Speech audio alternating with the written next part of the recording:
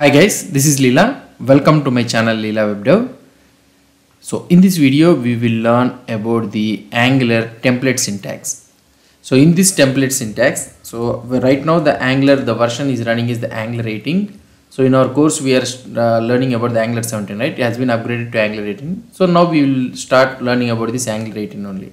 So in this Angular 18, first I want to explain you about the text interpolation. So what is this text interpolation? So interpolation refers to the embedding expressions into the marked up text. By default, interpolation uses double curly braces. So this one already you know about this one. This is called as a text interpolation. So these are called as delimiters. So now how this interpolation and all those things works is, so we'll try to see a simple example. So here I am opening this Chrome and this is our Chrome, and here I am opening this Stack Blitz. I am opening it, and in the package.json if you try to see, this is the new Angular version, that is nothing but 18. So we'll try to learn about this Angular 18. Now here in this code, if you try to see here and here, if you try to see, so we were having a name and I will try to write Angular 18 features. Okay, so I am writing it here like this. Now I will try to remove this one entire thing and I will use an h1. And if I want to refer this variable into the template, then we need to use the text interpolation. This is called as a text interpolation. Now I can represent the name here. And now you will be able to see the same output. We are able to get it here. So we need to use the interpolation to display the value of this variable in the corresponding component template. So if you want to display the value of this variable in the corresponding component template, we use this interpolation. So this is the thing. Angular replaces the name with the string value to the corresponding component property. So in this thing, the name value is nothing but Angular 18 features. So that is the thing. So this is how we will be trying to do it. And now we have understood about this text interpolation. So I want to explain you about the another important concept, that is nothing but template statement. So you need to learn about this template statement also. So for this one I will open this one. So now you understood about this text interpolation. So this is just simple one. Just I want to explain you. Whoever knows about the Angular and all those things, so they already have an idea about this text interpolation. So just in a component class, the variable if you want to represent in that template means, then we will be using this interpolation. So fine. So now we understood about this interpolation thing. So we need to learn about another important one, that is nothing but template statements. So this one is also one important concept which you people already know about this one, but I will try to explain you the theoretical thing. So the technical terms in this one. Template statements are the methods or the properties that you can use in your HTML to respond to the user events. So here template statements means these are nothing but the methods or the properties. So you can just tell it as in methods or the properties. And for the user events you can meet it. With the template statements, your application can engage users through actions such as displaying dynamic content or submitting the forms. So for example, let's say that you are having a div element, or otherwise you are having a button element. Okay, and for this button element, so whenever the user tries to click on this button, so you want to perform some particular action means, then we need to use the template statement. Okay, so this is the template statement. So the template statement here, what you can do it is, so we will be representing appears in quotes. The template statements will be appearing in the quotes, and to the right of this one, so equal sign will be assigned to this one. For example, let's say here I will try to explain you. So on clicking on this button, so now here is the template statement. So here I will be writing something like save details. So this is called as a template statement. So now when the user clicks on this button, Angular calls the save details method in the component class. Use these template statements with elements, components or directives in response to the events. So that is one thing. So now like the template expressions means, which I want to tell you is this one is template expression, text interpolation. Template statements also uses a language that looks like similar like JavaScript only. However, the parser for the template statement differs from the parser for the template expression. So whatever the parser this template expressions the Angular is using, and the parser for the template statements, so little bit it is different. So in addition to that one, template statements parser specifically supports both basic assignment, that is nothing but assigning the variables, and chaining expressions with the semicolon. You can also write using the semicolon, and also write, you can unwrite another statement also. So some of the following JavaScript templates will not be supported, is not allowed, that is nothing but, so here you can see the new operator, okay, the new thing will not be allowed, increment and decrement operators, operator assignments such as plus is equal to, minus is equal to, like this, and the bitwise operators such as pipe symbol and ampersand, so bitwise or and bitwise and also the pipe operator. So we'll try to learn about this pipe operator also. So these are not allowed in the template statements. So now the another thing which I want to explain you is the statement context. So what is this statement context? I will try to explain you with a simple example here. So statements can have a context, a particular part of the application to which the statement belongs. For example, let's say that I will try to write a button here, okay. So I will try to explain you about a simple thing. So here I will be having a button, okay, click here, and I will close this button. So I am closing this button, and here I will be writing a click event, okay. So here I will be writing on click. So this is the method.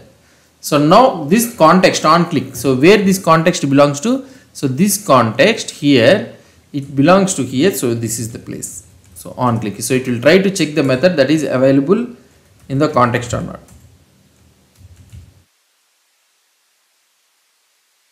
Okay. So here it will try to check it here. On click, it will try to check it. So now this is the place where, so if I click here, an alert will be coming. So now on click, so it will check in the component method. So now we can pass event also to this one. So here I can pass the event, and you can capture the event here, okay. So if you try to check this event dot target or anything, you can use it. So now if I try to click on this one, so you will be able to see some HTML button element object, we are able to get it. So that means, so here the dollar event to which one these two, so normally I told you, right, so the variable whichever you are trying to use it in the Angular template, it will refers to the variable that is present in the component class, but here the dollar event represents the context of this template. So that is the thing. So here depending on the context you will be having, so here it will, the context differs. So the dollar event belongs to the particular template. For example, let's say that you are here, I am having an array, let's assume. So here 1, 2, 3, 4. Now here, let's say that we will be having a div. So I will be using the ng for only. So @for is also has been introduced. I will not explain about that one. You will go, we'll go whenever, after upcoming videos, we'll try to see about this one. So here I will try to do let num of array, and I will try to display the num.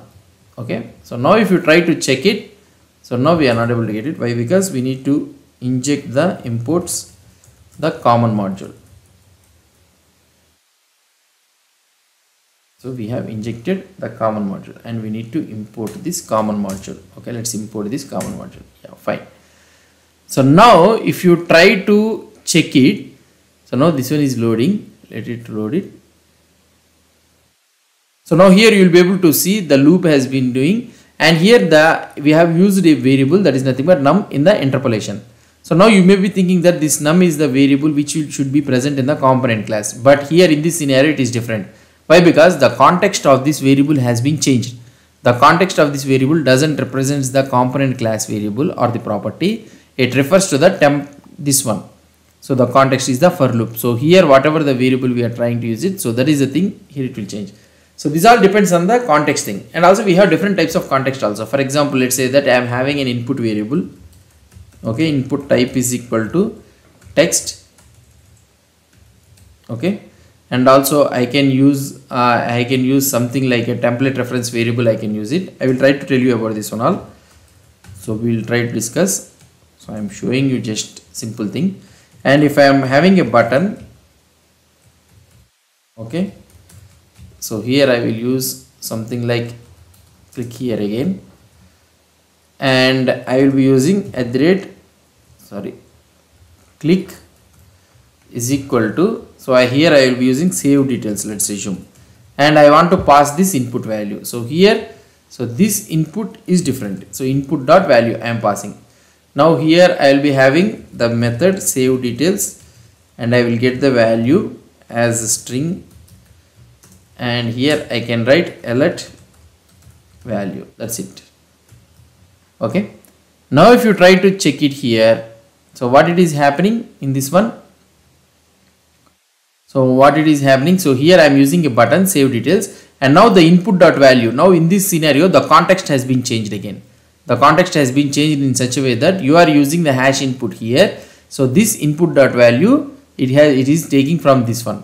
So like this we will be having different context. Okay, so this is called as a context thing.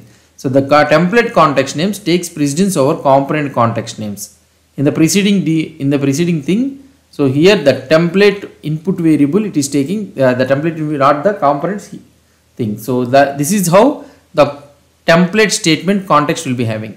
So now the second one which I want to tell you is the statement best practices. What are the best practices we need to use it? First one is the use method calls or basic property assignments to keep template statements minimal. So method calls only or basic property assignments only we need to use it to keep the template statements minimal.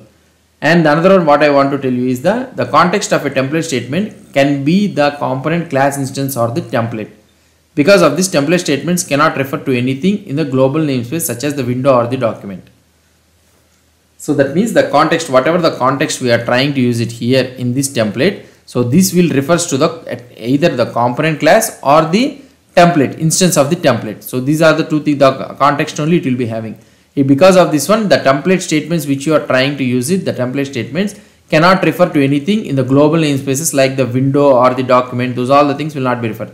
So because of that reason, template statements cannot call the console.log, math.max or math.min. So those type of statements will not be supported in this template syntax. Why? Because the context of this template is only the component class or the instance of the template. So this is what I want to tell you about the template statements concept and the text interpolation. Hope you understood about this concept. If you have any doubts or any suggestions, please post the comments below to this video. And if you like this video, please do support me by subscribing to my channel. Thank you. Hi guys, this is Leela. Welcome to my channel Leela WebDev. In this video, we will learn about the another important concept, that is nothing but the property binding.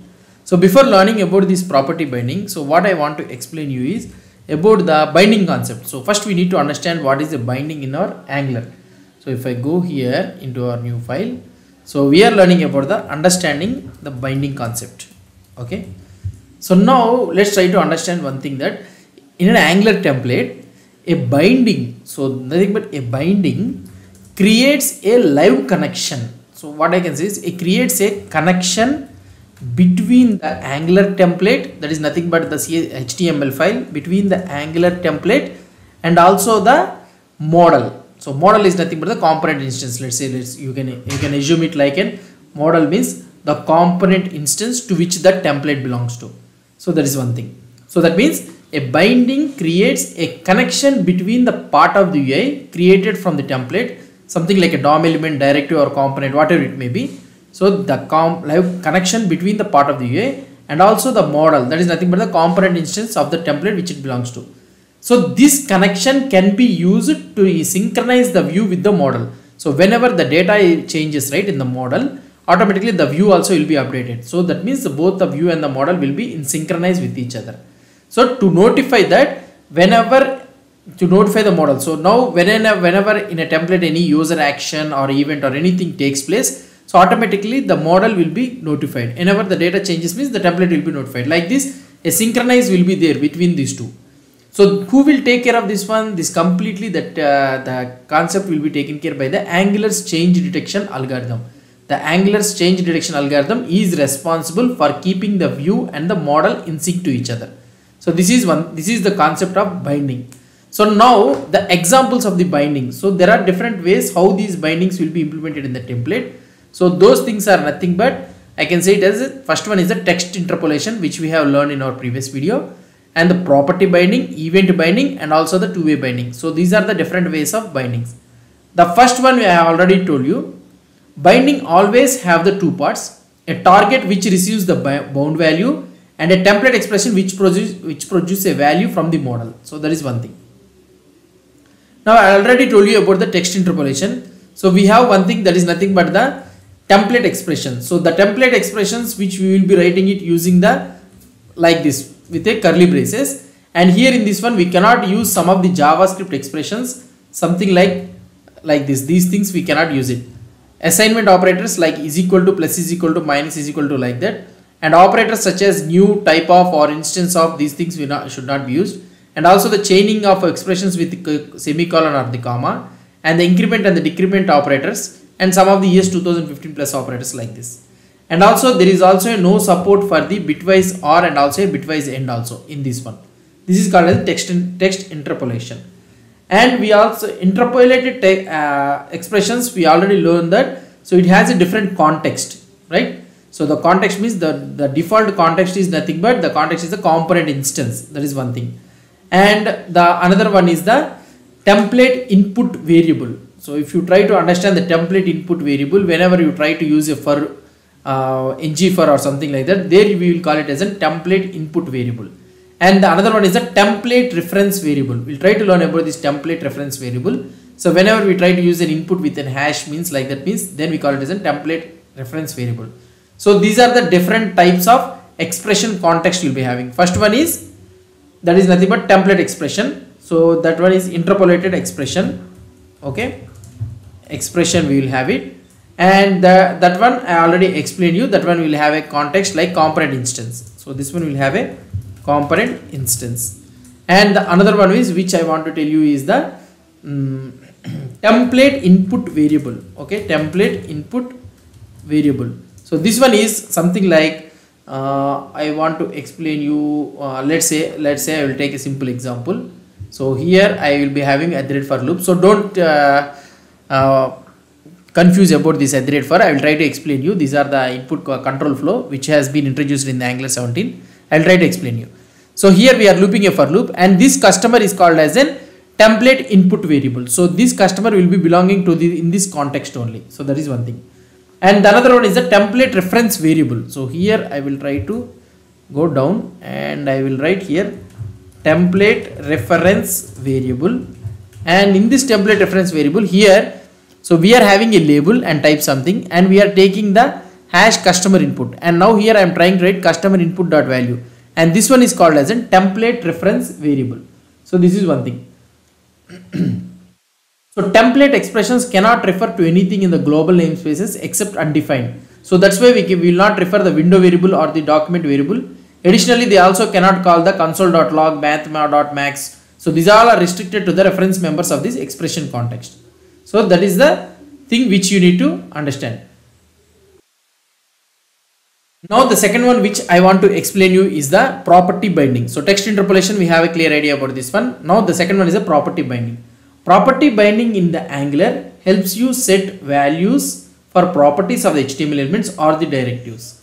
Use the property binding to do things such as toggle button features, set paths programmatically, and share the values between the components. So because of that reason, so we will be using.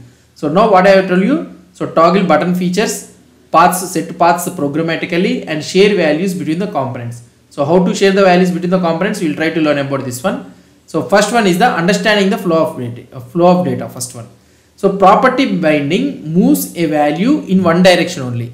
So here if I try to explain you property binding, so this data will be moved only in one direction, from components property into a target element. So that means from the component to the template, okay, to the element or property. That is the target element property. To read a target element property or call one of its methods means, so we will try to see about the view child and the content child, those all things. So I will try to explain you those all things. So now to bind to an element property, we should enclose it within square brackets. So okay. So if you want to bind it, so we need to enclose it with a square brackets which identify the property as the target property. A target property is the DOM property to which you want to assign a value. So I will try to explain you about this one. So for example, let's say that here we are having this code, right? So let's say that we are having, I will try to remove this one, okay? And here I will be having this image source. So normally the image src is there, right? So image src is equal to, if I try to mention it like this, automatically you will be able to see an image here. So this is static representation. For example, let's say that this one is a property. Here the image URL is a property and the value is here. So if I want to mention this image URL directly here, okay, so this will be rendered as a string. Okay, so now the image is broken. So now in order to bind this property into this target element property means attribute means, then I need to use it square bracket. Then automatically the image URL will be converted into a property. Instead of directly displaying it as a string value, directly as it is static value, it will try to take the value of the property. So now we are able to bind the property. So this is the simple way assigning a string to a component property or an element property, something like that. So this is how we will be assigning. In most cases, the target name is the name of the property even when it appears to be the name of the attribute. In this example, src is the name of the image element property and the brackets cause angular to evaluate the right hand side of the assignment as a dynamic expression. So the right hand side should be evaluated as the dynamic expression. Without the brackets, Angular treats the right hand side as a string literal and sets the property to the static value only. To assign a string to a property means, so we need to, for example, let's say that, so here, let's say that we are having a div element, okay, or otherwise, let's say that we are having an input element, okay, input type is equal to text, and if I try to assign it like this, so it will be a static value. Okay, so it will be a static value directly. So you will be able to see it's a static value. But when you bind it with this one, now it will think as this one as a property. Now it is telling that property doesn't exist. Now if you try to add it as image URL, now you will be able to see the value will be added here. And if you remove this one, automatically the string value, the static value will be image URL only. So this is what I am trying to explain you. So this is one thing. So now, so I already told you about this one, right? So the property binding, we can use it to toggle the button features also, we can use it. And we have seen how to set the paths programmatically, and we can also share the values between the components also. I will try to show you in the next video. So hope you understood about this binding concept. If you have any doubts or any suggestions, please post the comments below to this video. And if you like this video, please do support me by subscribing to my channel. Thank you. Hi guys, this is Leela. Welcome to my channel Leela WebDev.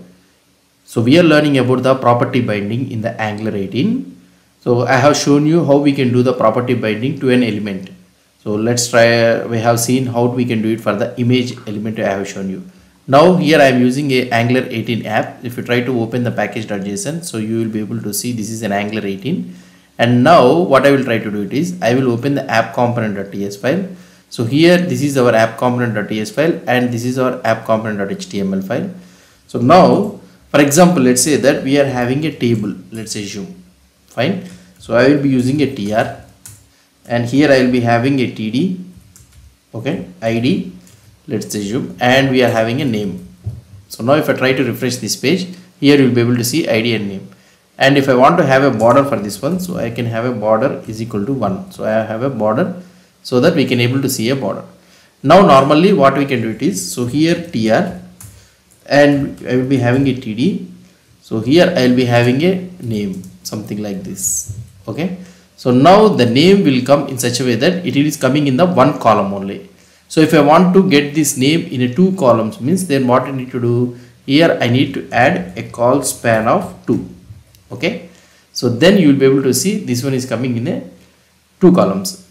Now if I want to make this one as a dynamic means, so what I can do it is, here I can add it in a square brackets, okay, and here I can use something like it 1 plus 1. So now this one is a JavaScript expression.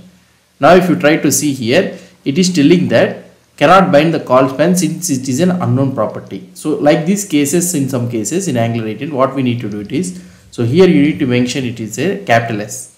So now if you try to see here, it will work as like this.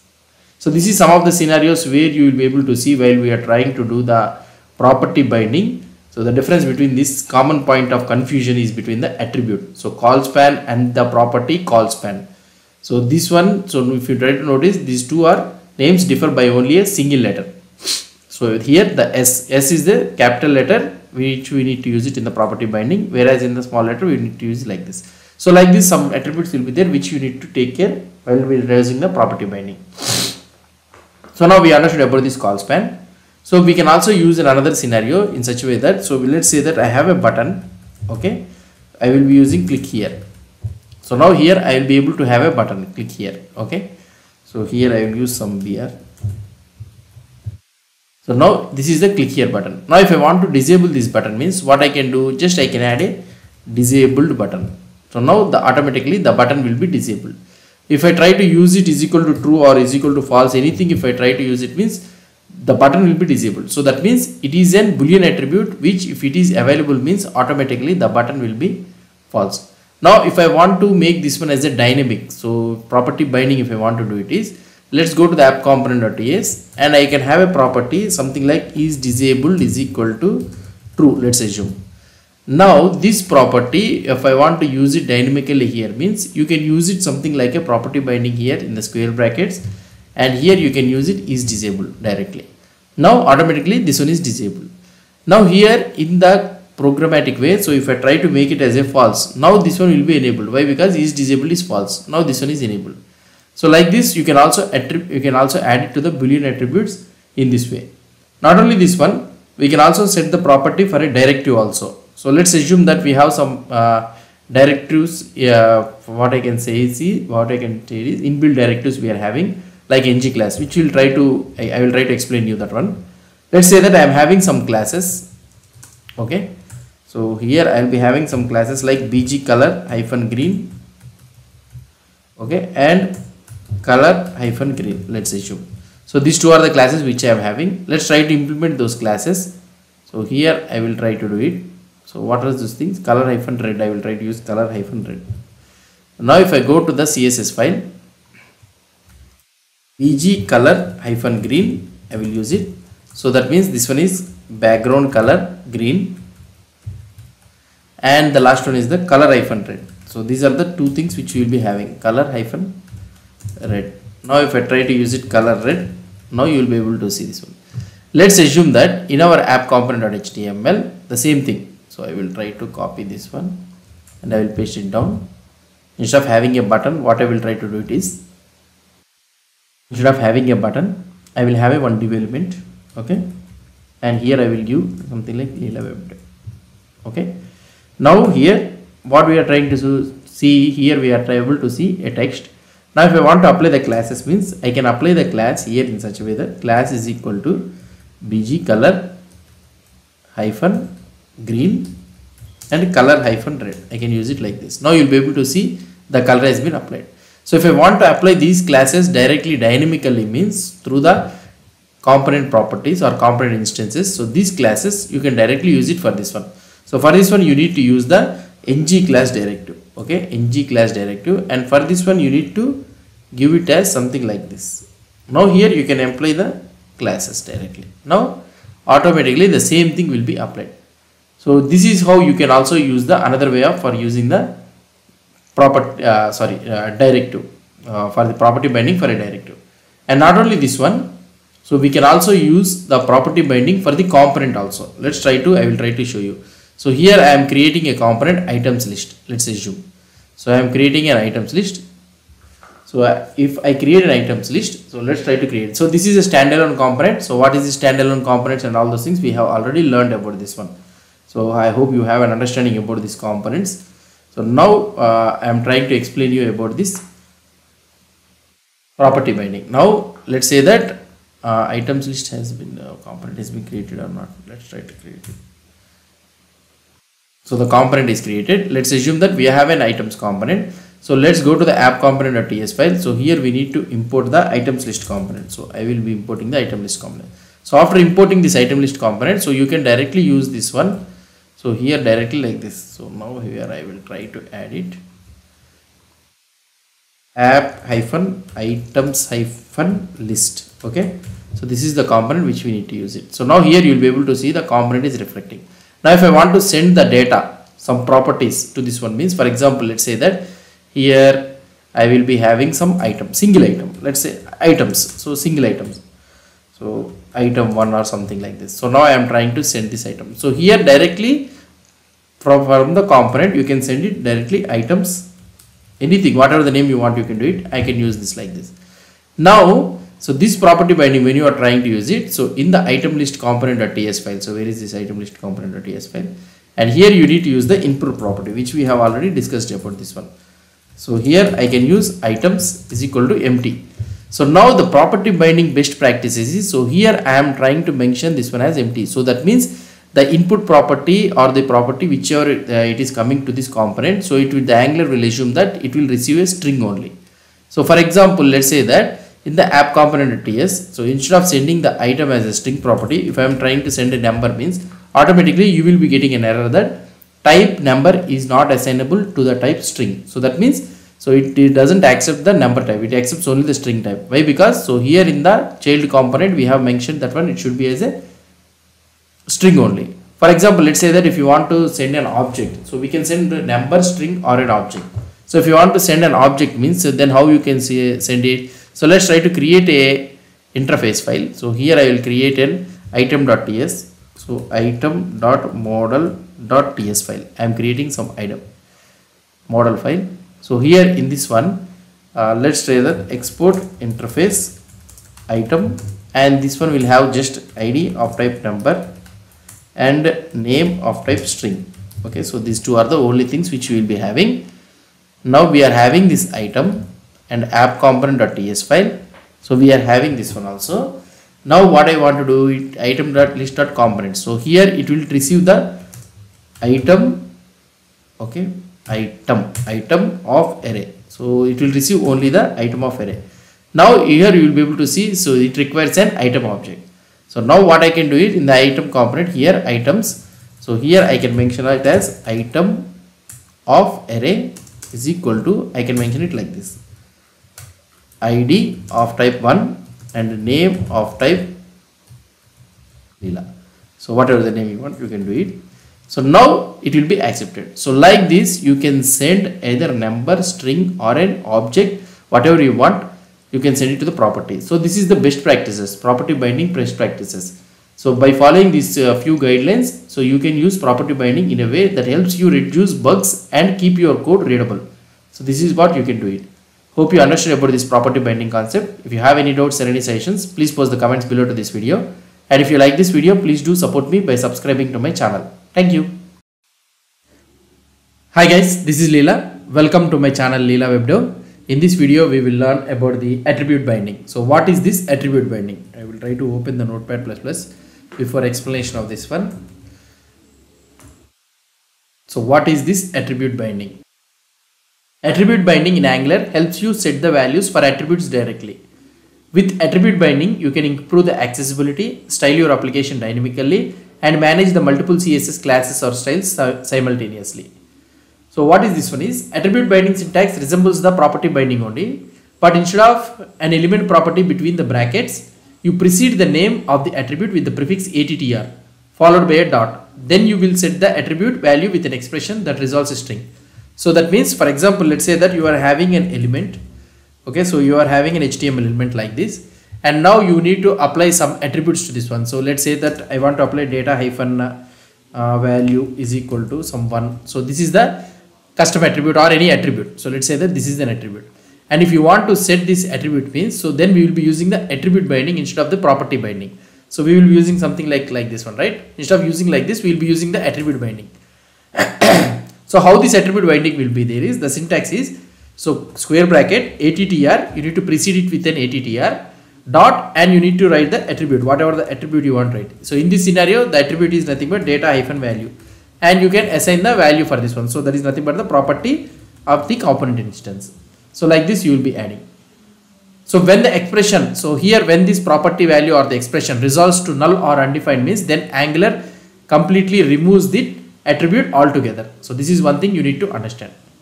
So where we will be using this attribute binding, so that is the one thing you will be able to have. So one primary use case where we will be using this attribute binding is to set the ARIA attributes. So accessibility things, so you will be using.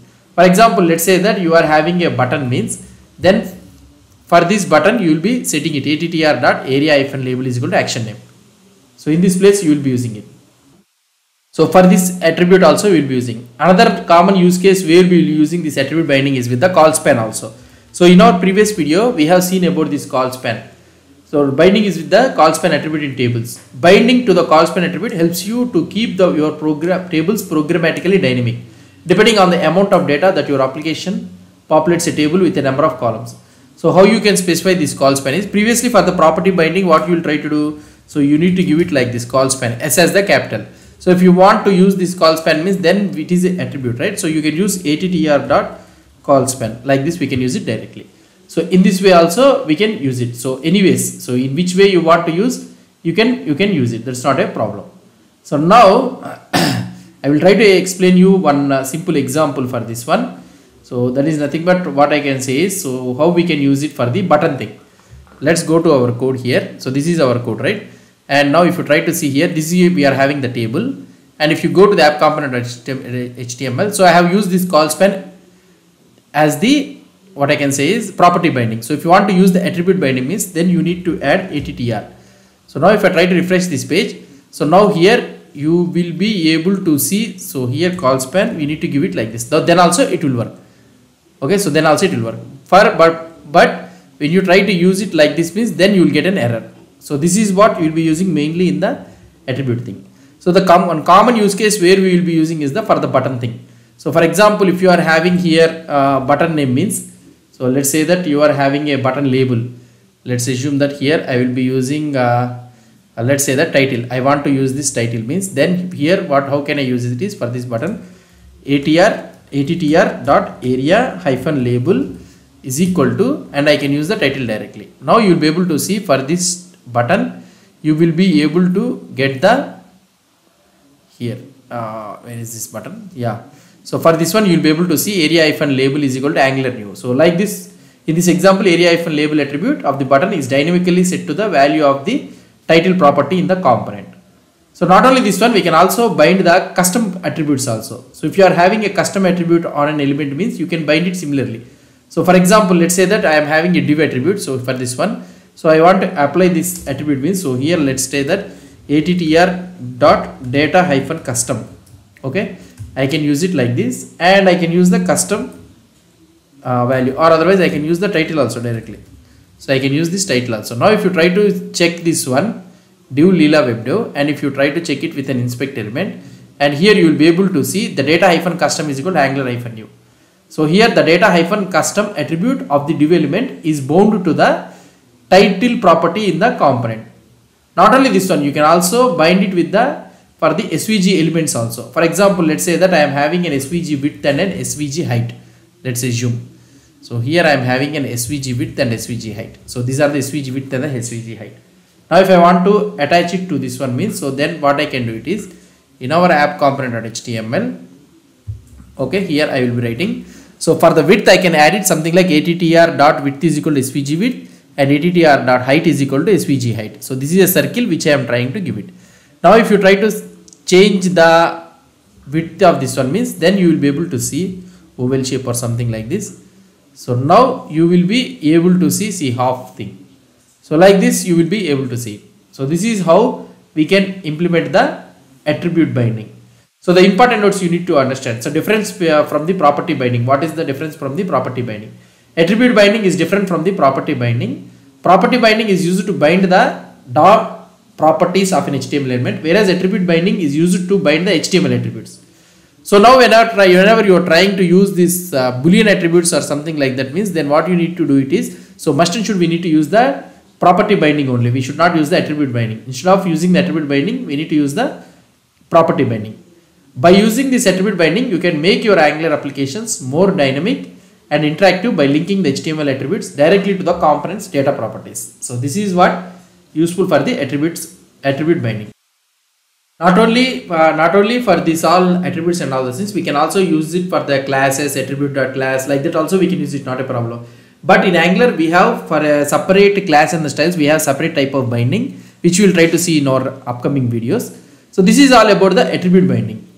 So the main scenario when we need to use the property binding and the attribute binding is, so when to use this property binding is when you need to bind the data to your DOM elements property like value, disabled, src, etc. So like this DOM elements property, when you are trying to bind it, then we need to use the property binding. When you want to ensure that the property of the element updates dynamically as the bound data changes means, then also we need to use the property binding.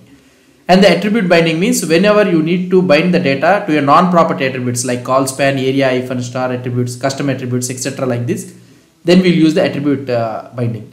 When you want to set or update an attribute that does not have a corresponding DOM property, or when the property and attribute are different. So that is one scenario which you will be using. And used for the standard properties of DOM elements, so I have already explained you. So now the property binding will be something like a property, square bracket, and expression you will be having. Whereas for the attribute binding, you will be having attr dot, where is that one, attr dot, and the attribute name you will be having. So this is one thing which you need to understand. So in summary, what I can say is use property binding when dealing with the DOM properties. That is one thing, like value, disabled, etc. Use attribute binding when dealing with the attributes that don't have a corresponding properties, or when you need to use some custom attributes. So that's it. So this is all about the attribute binding. So in the next video, we will try to see about the class and style binding in the Angular 18. So hope you understood about this concept. If you have any doubts or any suggestions, please post the comments below to this video. And if you like this video, please do support me by subscribing to my channel. Thank you. Hi guys. In this video, we will learn about a class binding in the Angular 18. Already you people know about this class binding, how we can do the class binding in the Angular 18. We'll try to see it. So class binding in the Angular 18 allows you to dynamically add or remove the CSS classes from elements based on conditions in your component logic. So this is a powerful way to conditionally style the elements in your Angular application. The syntax for this one is, so can be done in three ways. We'll try to open the Notepad++. So this can be done.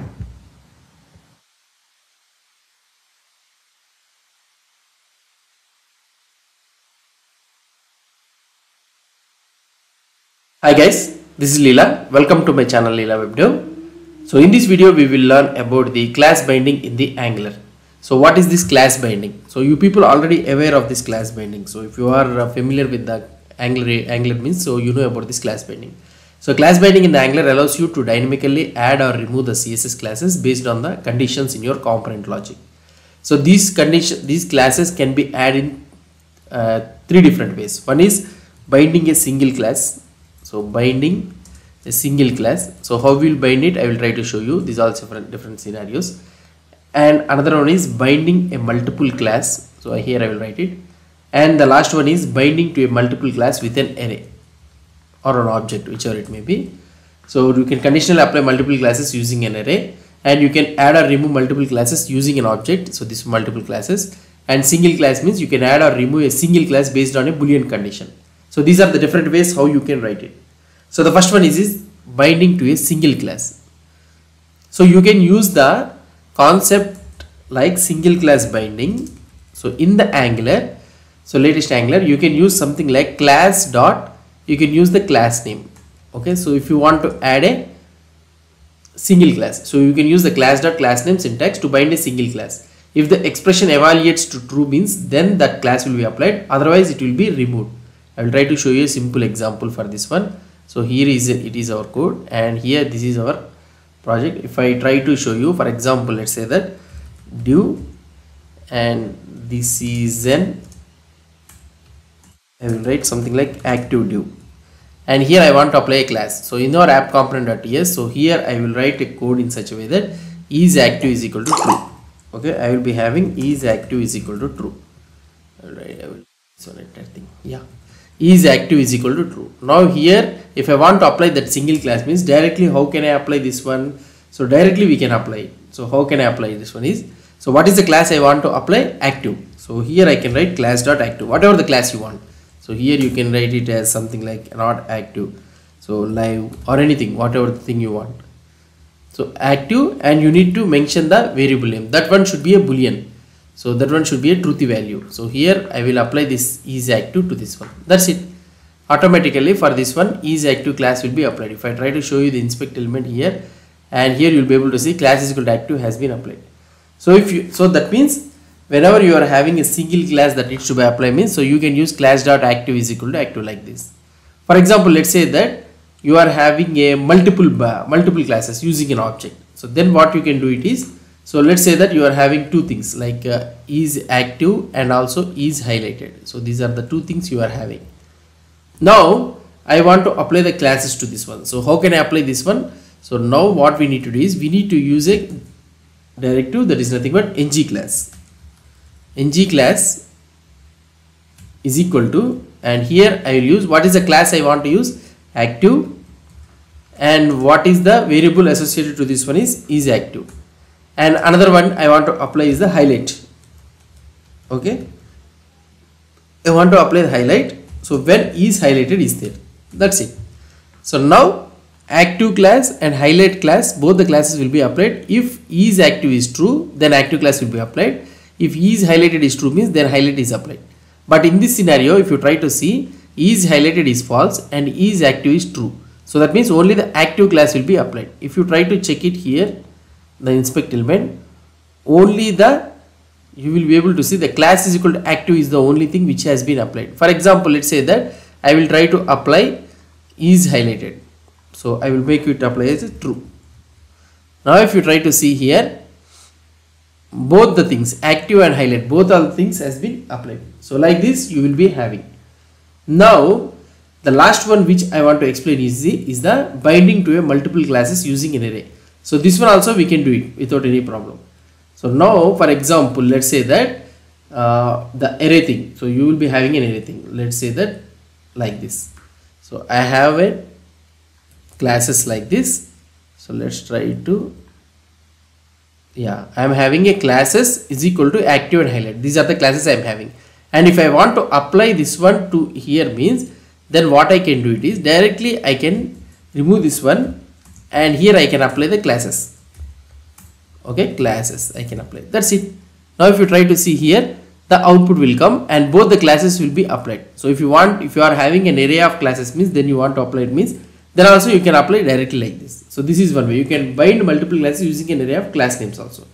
Next one is a conditional class binding. So if you are having a conditional class binding means, so which I have shown you already.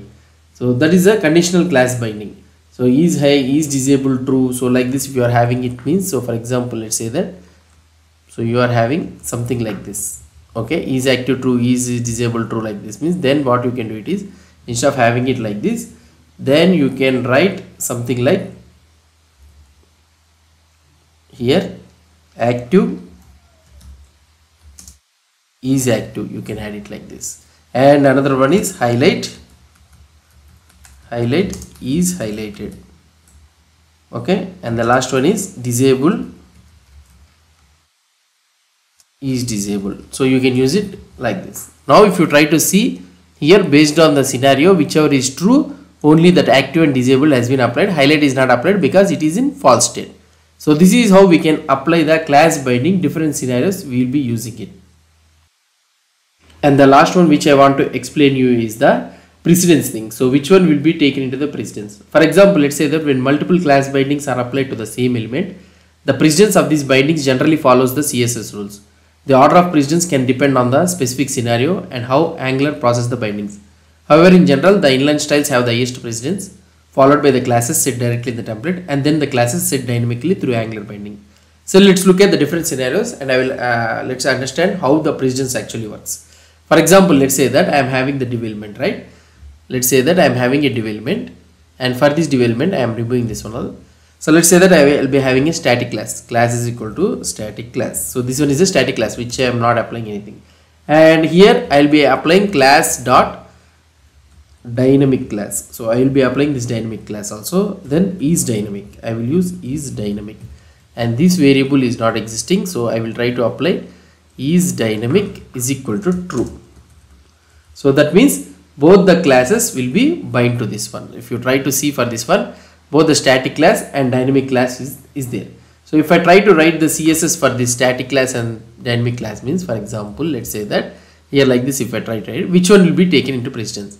Here the dynamic class will be taken into precedence. Why? Because in example, so in this static class and the dynamic class will be applied to the div. That is the final thing. The final color of the text will depend on the order of the CSS rules if both classes apply to the styles to the same property. Here the order in which the CSS applied will follow the typical CSS specificity rules, where the later defined the style in the style sheet will take the precedence. If both are specified in the same specificity level. So here the second one will be taken into the precedence. So next one is the multiple dynamic class bindings. For example, let's say that here let's go to the HTML and I will be having dynamic class bindings, means let's say class dot active is equal to is active. Let's say that I'm having it like this, and another one is class dot highlight is equal to is highlighted. So these are the two variables which I will be having, and these two things I will try to make it as a true. So I will make it as a true here. Now if you try to see the output for this one, so here you will be able to see active and a highlight thing is coming.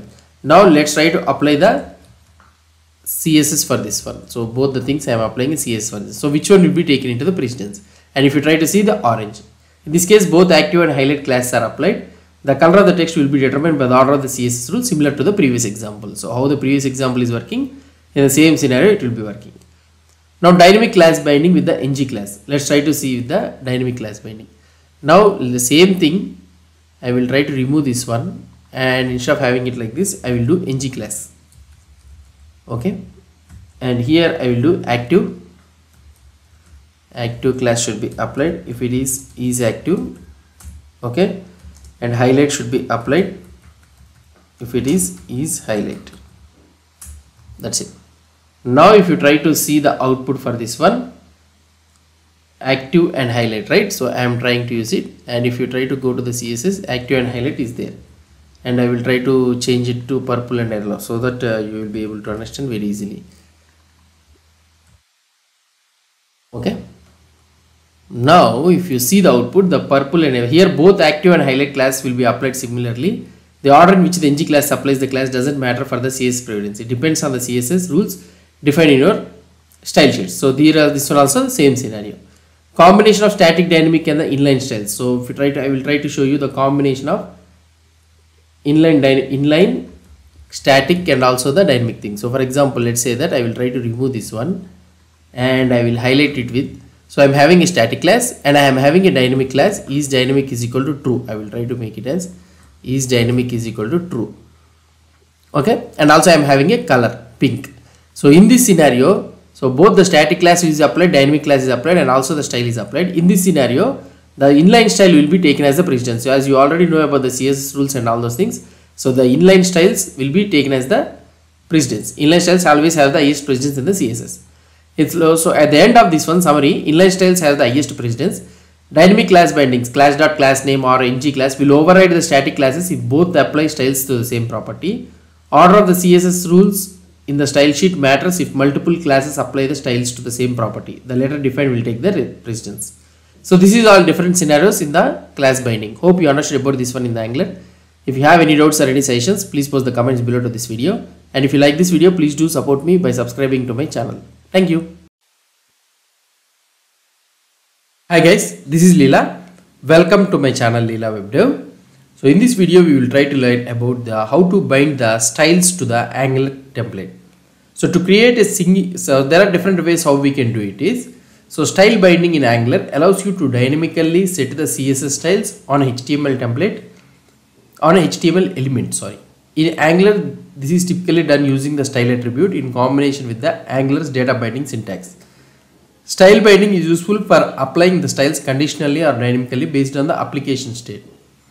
So some of the common ways to use the style binding in Angular is, first one is the binding to a single style. So first one is how we can do it is binding to a single style. So here I will try to write it, binding to a single style. Okay, so this one. So that means to create a single style binding, we need to use the prefix style followed by the dot and the name of the CSS style. So that means it should be something like, for example, to set the width style means then you need to use something like style dot width is equal to, you will be giving it as a width. Angular sets the property to the value of the bound expression, which is usually a string. Optionally, you can add a unit extension like em or percentage, which requires a number type.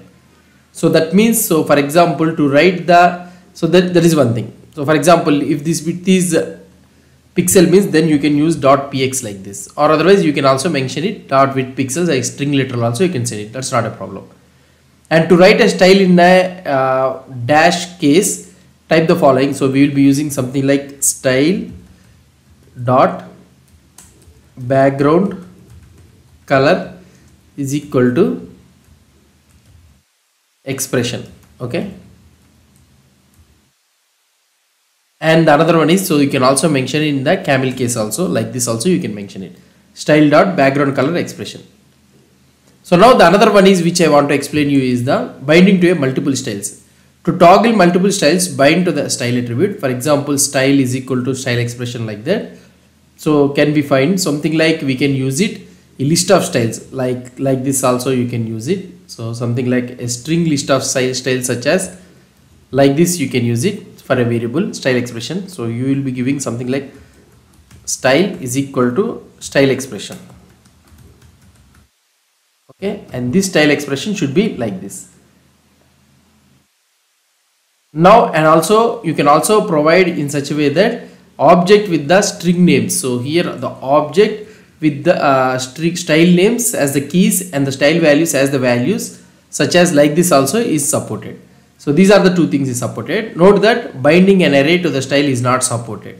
So there is a array is not supported, whereas in the previous video we have learned that for the class array is supported, but here the style it is not supported. So this is what we'll be able to see. So that means what we are having, first one is the single style binding, that is nothing but single style binding. So that will be in such a way that style dot width is equal to width, something like this string you will be providing it. Okay, so like this you will be providing, and single style binding with units. So if you want with units means, then you can use it with the units. So that will be in such a way that, so here you can have it like this, and the output will be, and the output, not the output, the syntax will be like this .px. And the multi-style binding, that is nothing but with the style expression string you can give it, that is nothing but this string. And the another one is the multi-style binding with an object also you can give it. So these are the different ways which you can give it. So now let's try to see the real-time example how we can do this one. So for this one, binding to a single style. So for example, let's say that here this is our code, right? So if I want to bind it to a single expression means, so then for example, let's say that I am having a variable is highlighted is equal to true. So I am having a variable is highlighted is equal to true. And now if I want to apply this one, so here what I can do, so here I need to take the div style dot background hyphen color is equal to is highlighted question mark yellow or question mark white. So that means if it is highlighted is true is there means, then I can use an expression like this. Now if I try to refresh this page, so now you will be able to see that this one is highlighted with yellow color. For example, let's say that you are having some string here. Okay, you are having some string like green. Okay, and you can directly give that is highlighted to this one also. So you can also use it as an expression, or otherwise you can also give it like this also. See, the green has been applied. So either way you can use it. So now let's try to, I will try to show you the another one is, that is nothing but multiple style binding.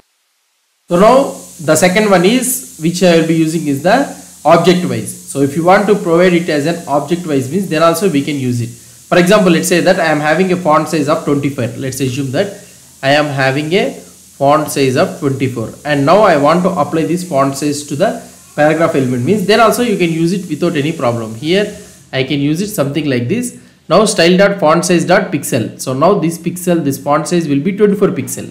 Okay, and if I try to change it to em means, then it will become em. So now if you try to see here, it will become, so now if I try to see here, the font size is 24 em. See, this much big it is there. So like this you can do it. And also if you want to, you can use it as a percentage also, then also it will be converted into a percentage. See, so now if I try, so 24% is there. So this all depends on the unit thing. For example, let's say that if you don't want like this means, then font size is something like 24 means, so then you can also give it something like 24 pixel. Automatically that also will be applied automatically. It's not a problem. So here 24 pixel is also applied. So when you are having a number means, then you can use it like this. When you are having a string means, then you can use it like that also. So the another one is the binding to a multiple styles. So we will be using this style property. Previously we used to use the ng style and all those things. So here we can use the style property to bind an object containing style properties as keys at the respective values. For example, let's say that I am having a styles of something like this. So here I am having a styles of something like my styles is equal to width 200 pixel, height 150 pixel, and background color is light blue. Now if I try to apply this style to this one, so let's go here, and if I try to apply the styles to this one, so style is equal to my styles. You can directly apply to this, automatically this one will be applied. If you don't want like that means, then also you can do in a such a way that what I want to do it is, so here I can do it in such a way that, so these all the things I can copy it. So we can also give it as a string oriented also. For example, let's say that here this is thing, right? So we can give it something like how you will give.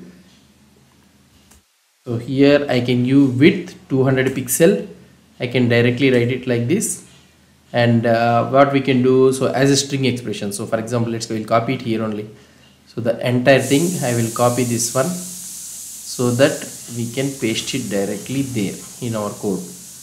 So here my styles I can apply directly like this. So this is the my styles. Now if you try to check the output for this one, so then also you will be able to see the same output. Fine. So this is how it will be applied. Now you will be able to see the same thing. So this is the different ways how we will be applying. So previously we used to apply it as a style, ng style. So now we are applying it as a style in the Angular 18. So now the key points you need to understand that style binding makes styles dynamic and the data driven. Choose the approach, whether the single style or the multi-style based on your needs. Handle units and property casing correctly. Prioritize the security when binding the user input. So you by effectively using the style binding, you can create more engaging and versatile user experiences in your Angular application. So that's it guys about the style binding. So if you have any doubts or any suggestions, please post the comments below to this video. And if you like this video, please do support me by subscribing to my channel. Thank you. Hi guys, this is Leela. Welcome to my channel Leela WebDev. In this video we will learn about the another concept that is nothing but event binding. So we have learned about the property binding, and we have seen about the class binding, style binding, and these all the things we have seen it. Attribute binding, these all the things we have seen it. Now let's try to learn about the event binding. Event binding lets you listen and respond user actions such as keystrokes, mouse movements, clicks and touches, etc. So how you will try to do it? To bind an event for this one, so what we will be trying to do it is, let's open this one here, and I will try to show you in the Notepad++. So if you are having Notepad++ like this means, so the thing is, so for example, let's say that you are having a button, and click here. If you try to use it, click here and the button, and the event you will be having it is the, so we will be using something like event name. Here the event name may be click event, key event, keyboard event, anything, and here you can have is equal to and the template statement. So you can have the template statement here. So that is one thing. So this one is the target event name, and the last one is the template statement. Now what I will try to do is, I will try to show you in the real-time example here. So for example, let's say that I am having a button. So I will close this one on. So I am having one button. So div button, and here I can write click here. Okay. So now, so in this click here, so when I am trying to do it here, so whenever I click on this button, so I need to have some particular action to be performed. So what I need to do for this one, in order to have this particular action to be performed, so what we need to do it is, so here we need to bind like this and the click event. So here we will be writing the click event, and here I will be writing the method something like on save anything. Now when you go here in the app component.ts file, so here you can write the method that is nothing but on save. So here you can write it like this, and I will do console.log of, so clicked. So now if you try to see here in our console in this one, and if I try to click on this button, so now you will be able to see the clicked event. So that means this particular method is fine. So now if you want to find the event target or something like that means, so then we can use the $event. So for example, let's say that you want to determine the event target means, then we will be using the one important thing that is nothing but $event.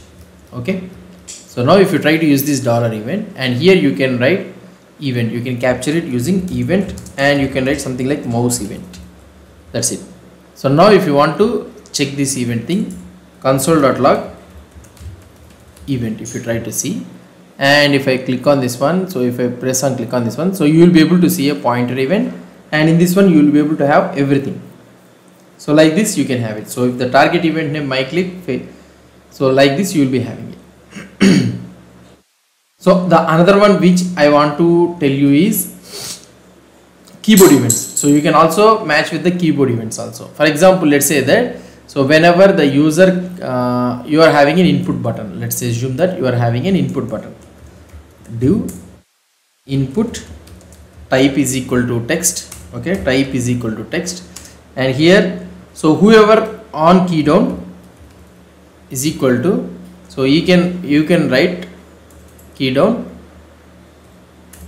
on key. Okay, so you can take the dollar event also, so that's not a problem. So here like this. So now on key, so we are having this on key. Let's go into this one, and you can have on key, and here you can write something like console.log key down. Okay, sorry, key down, you can write it key down, key down. Now if you try to see the example for this one, so let's try to, okay, argument it is asking it, right? So fine, yeah. Now if I try to, where is this input box? So let's try to go it here. Okay, it is taking the event. So here if you don't know what is the type of event means, so you can write simply the event also, you can mention it like this. That's it. Now if you try to see, yeah, I will write some key here. So whatever the thing I am trying to press here, I am able to get a key down.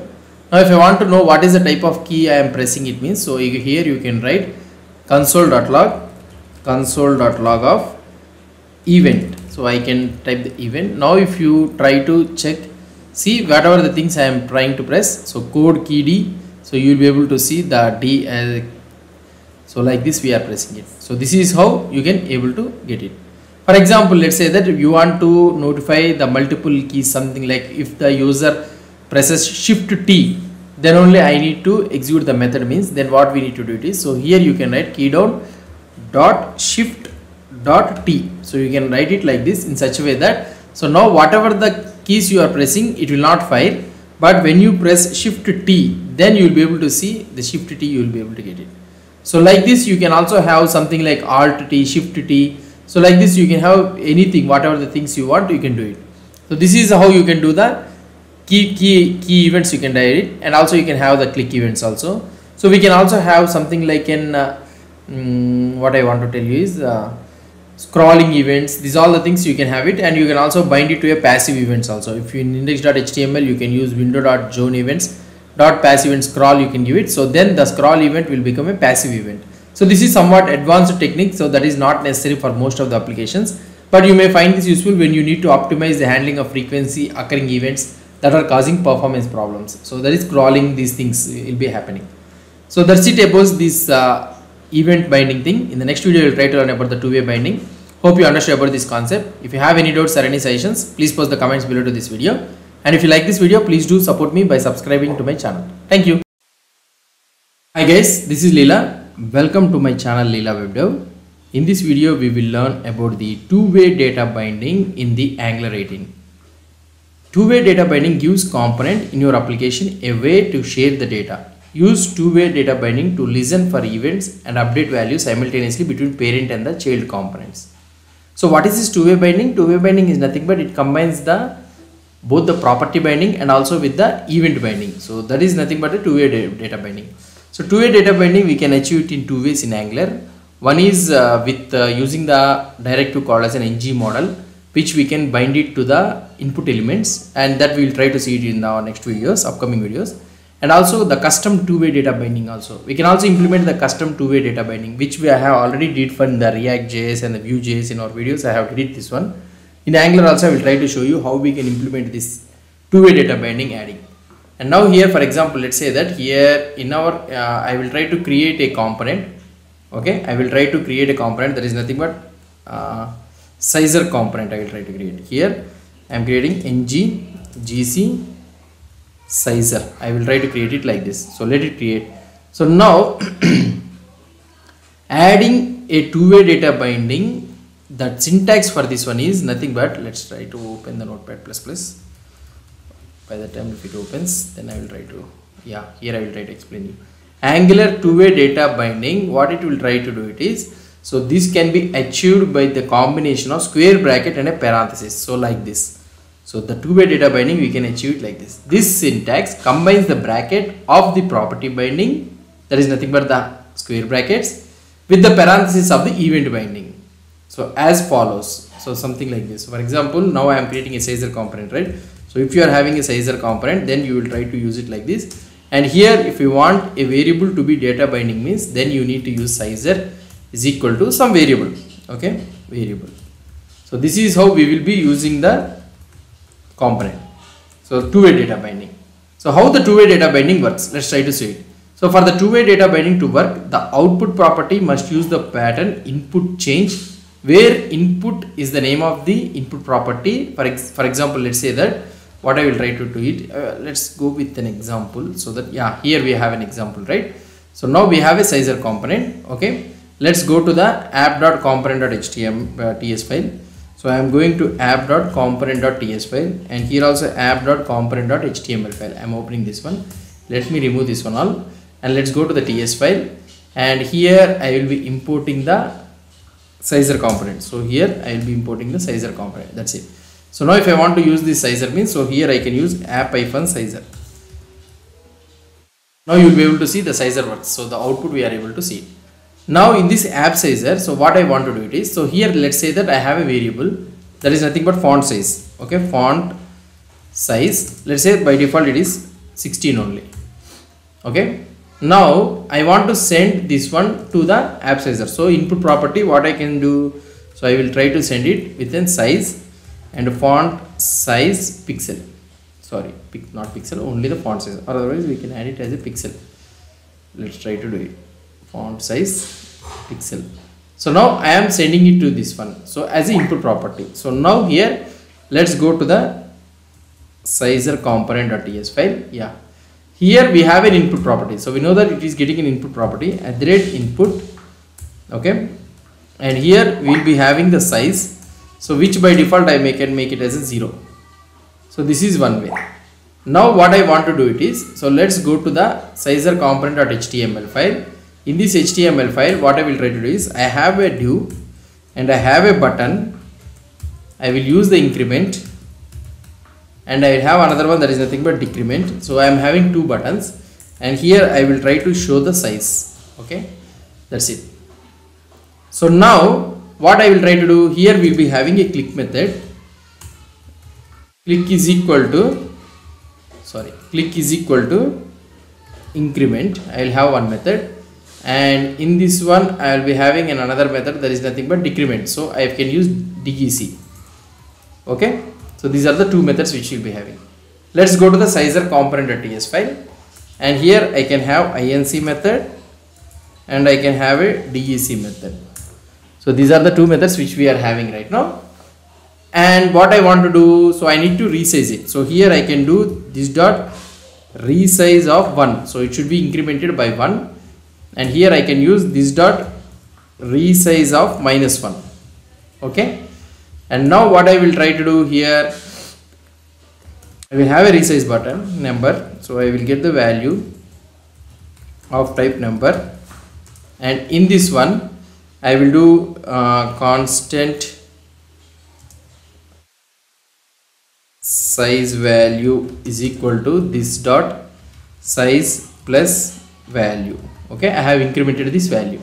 So now what I want to do, so here, so let's try to show it here. Div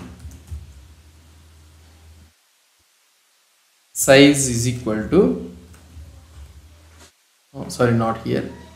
I want to show it in the app sizer. So in this one, so we are implementing this one, right? So I want to show the size value. Okay, so that's it. So now what I am trying to do here, I am showing the 16 value. So fine. So when I am trying to increment it here, I want to decrement it here. So I need to somehow send it to here, send it to the font size pixels. This font size pixel also needs to be upgraded. So what I can do, I can use an output binding. So here I can do something like size change, okay, or otherwise on size change. So we can have a method like this, and here I can write something like font size pixel is equal to $event. So directly I am using the statement here.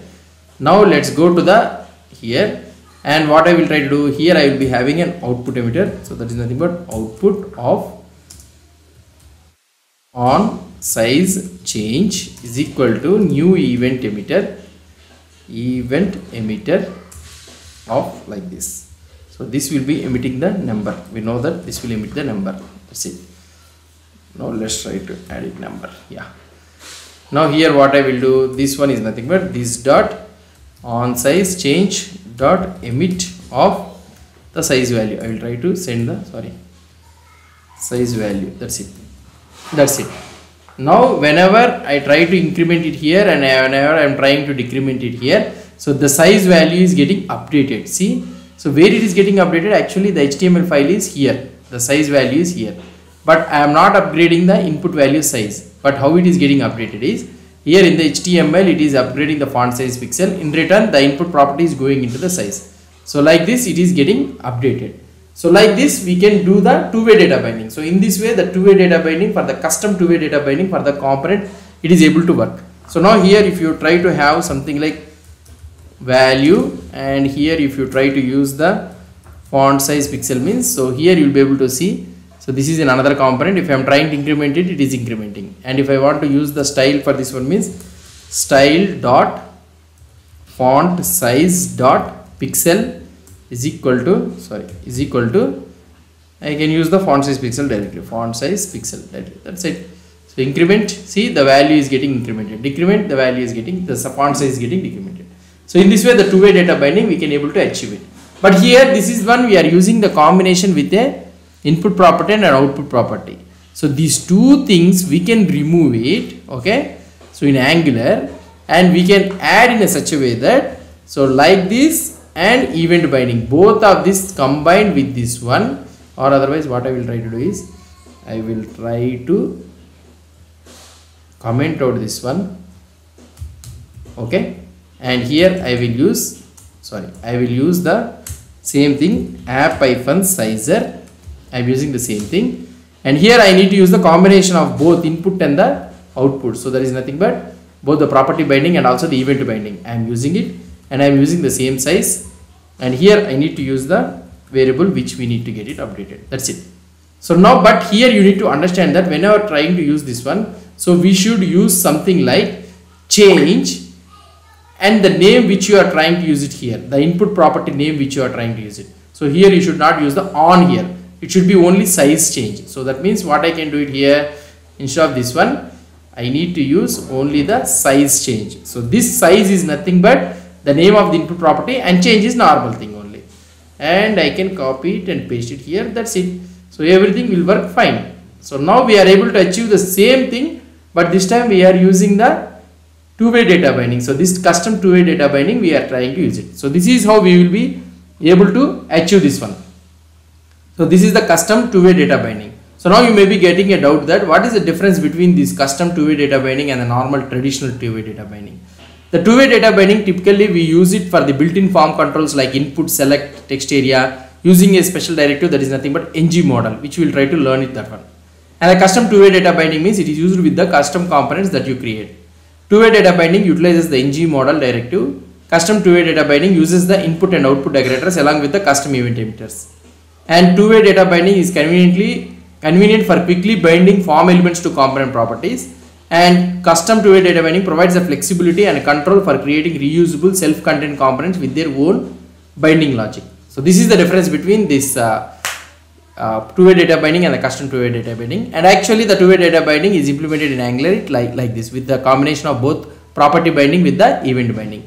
Hope you understood about this concept. If you have any doubts or any suggestions, please post the comments below to this video. And if you like this video, please do support me by subscribing to my channel. Thank you.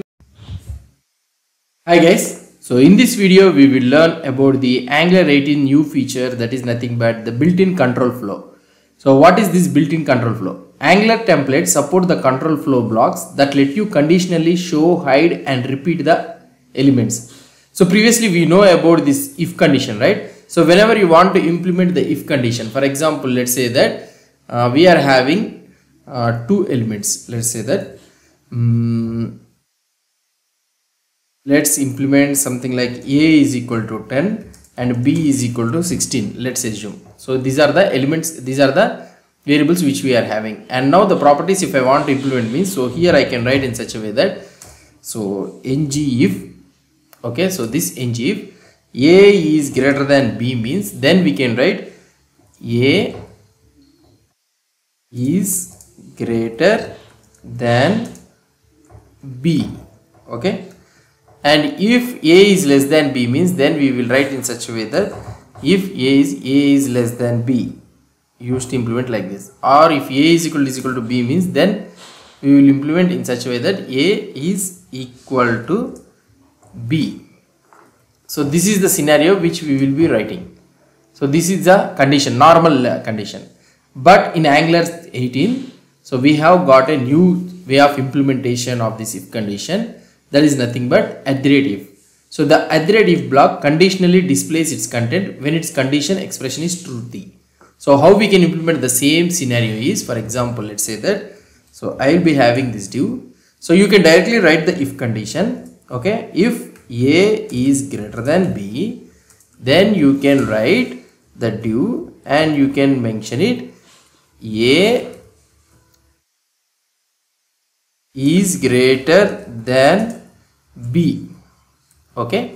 And now you can also write something like else if. So else if A is less than B means, then you can also open another div and here you can write here A is less than B. So this is also one situation.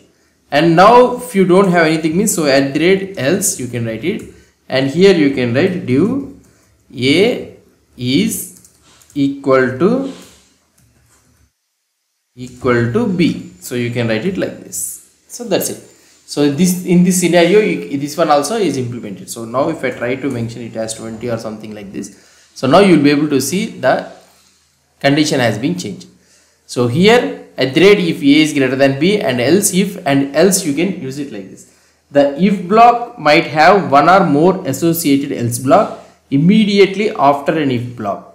You can optionally specify any number of else if blocks and one else block. So one else block you should need to have, and you can optionally include any number of else if blocks. So that is the scenario. So not only this one, so now the new built-in if, so the new built-in if conditional supports referencing of the expression results to keep a solution for the common coding patterns. For example, if you are having an observable, and for the observable also you can able to get this data. For example, let's say that I am having an user, okay.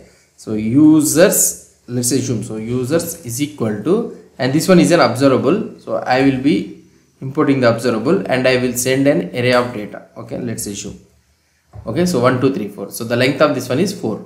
So now if I want to use this one means, I can use it without any problem, div, and here in this div I can write here @if $users, and you can use this async as users, and here you can use something like div users.length. That's it. So you can use it like this also, not a problem. Without any problem you can use it.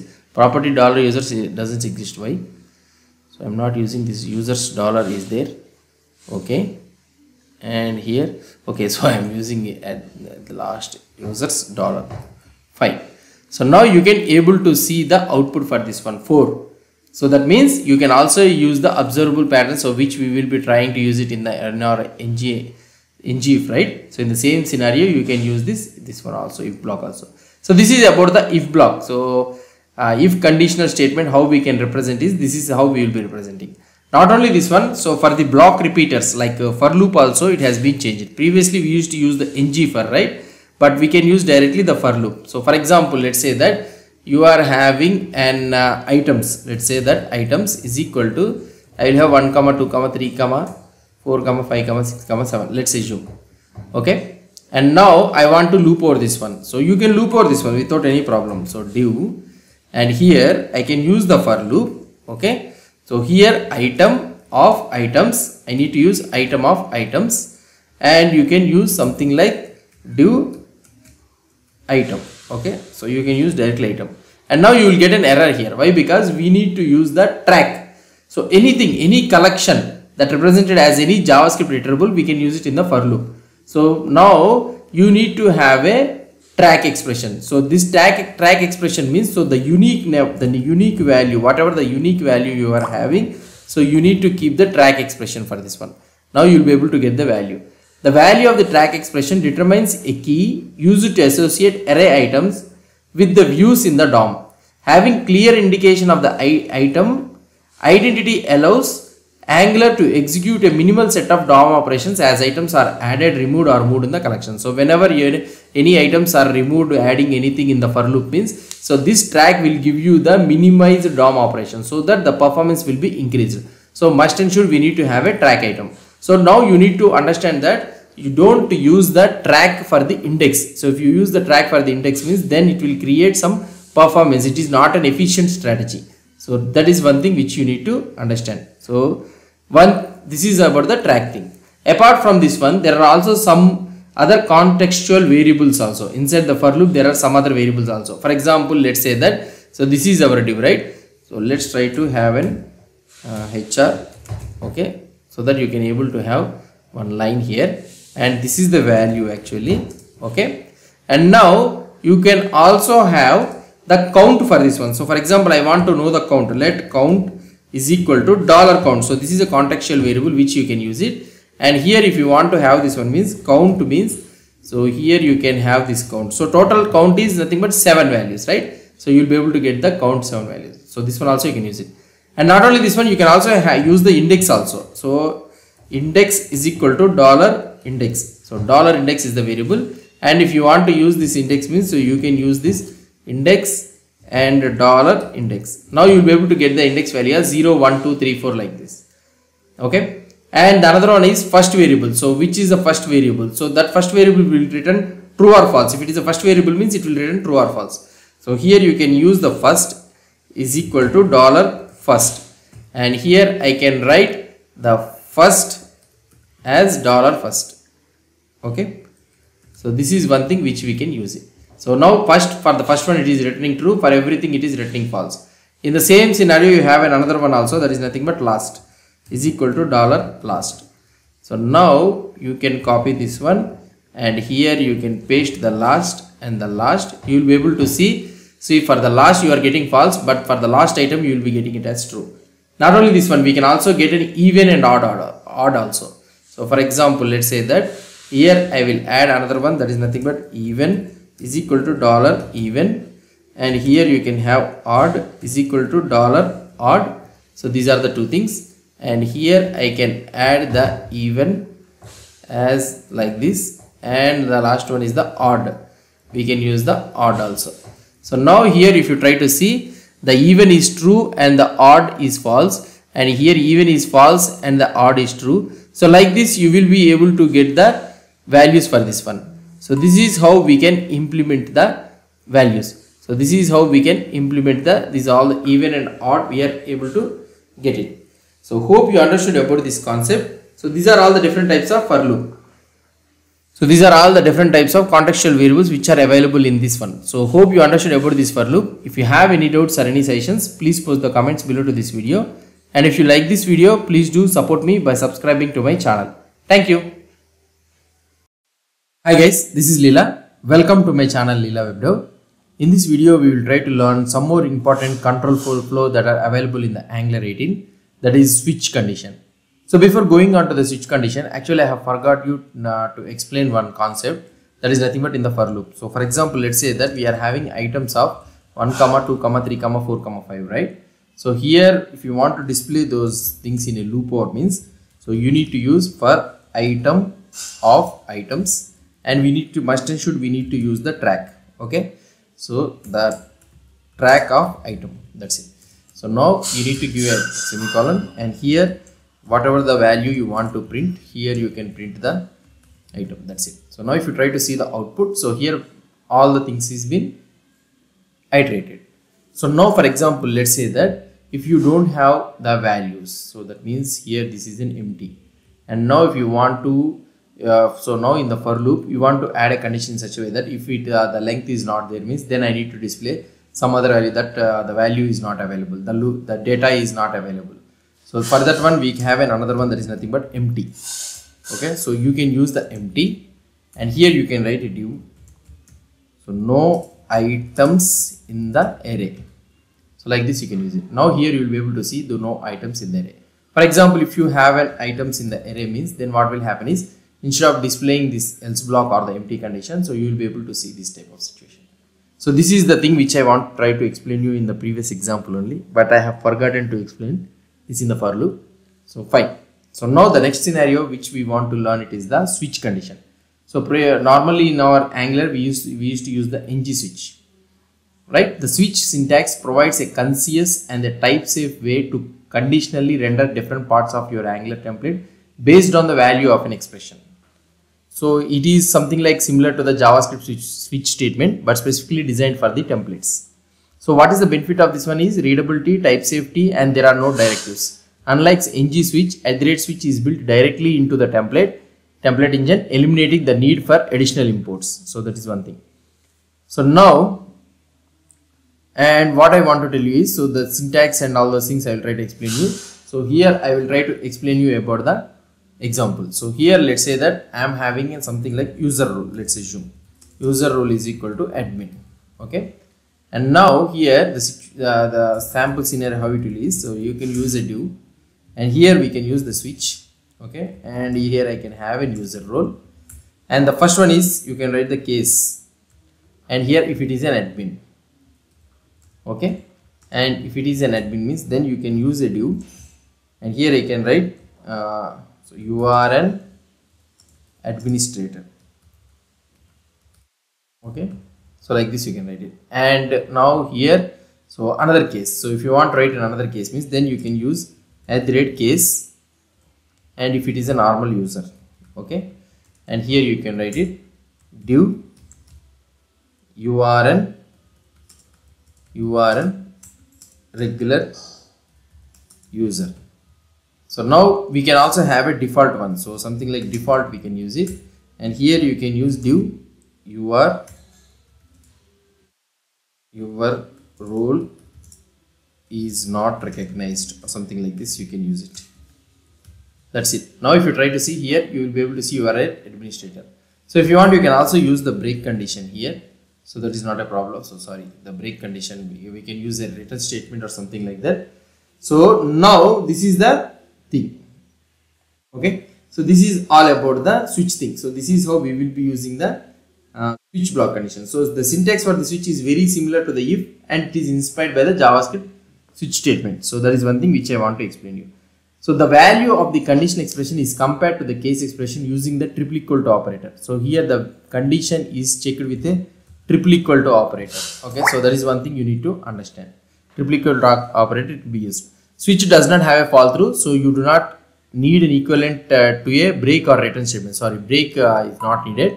So there is no need of break or return statement.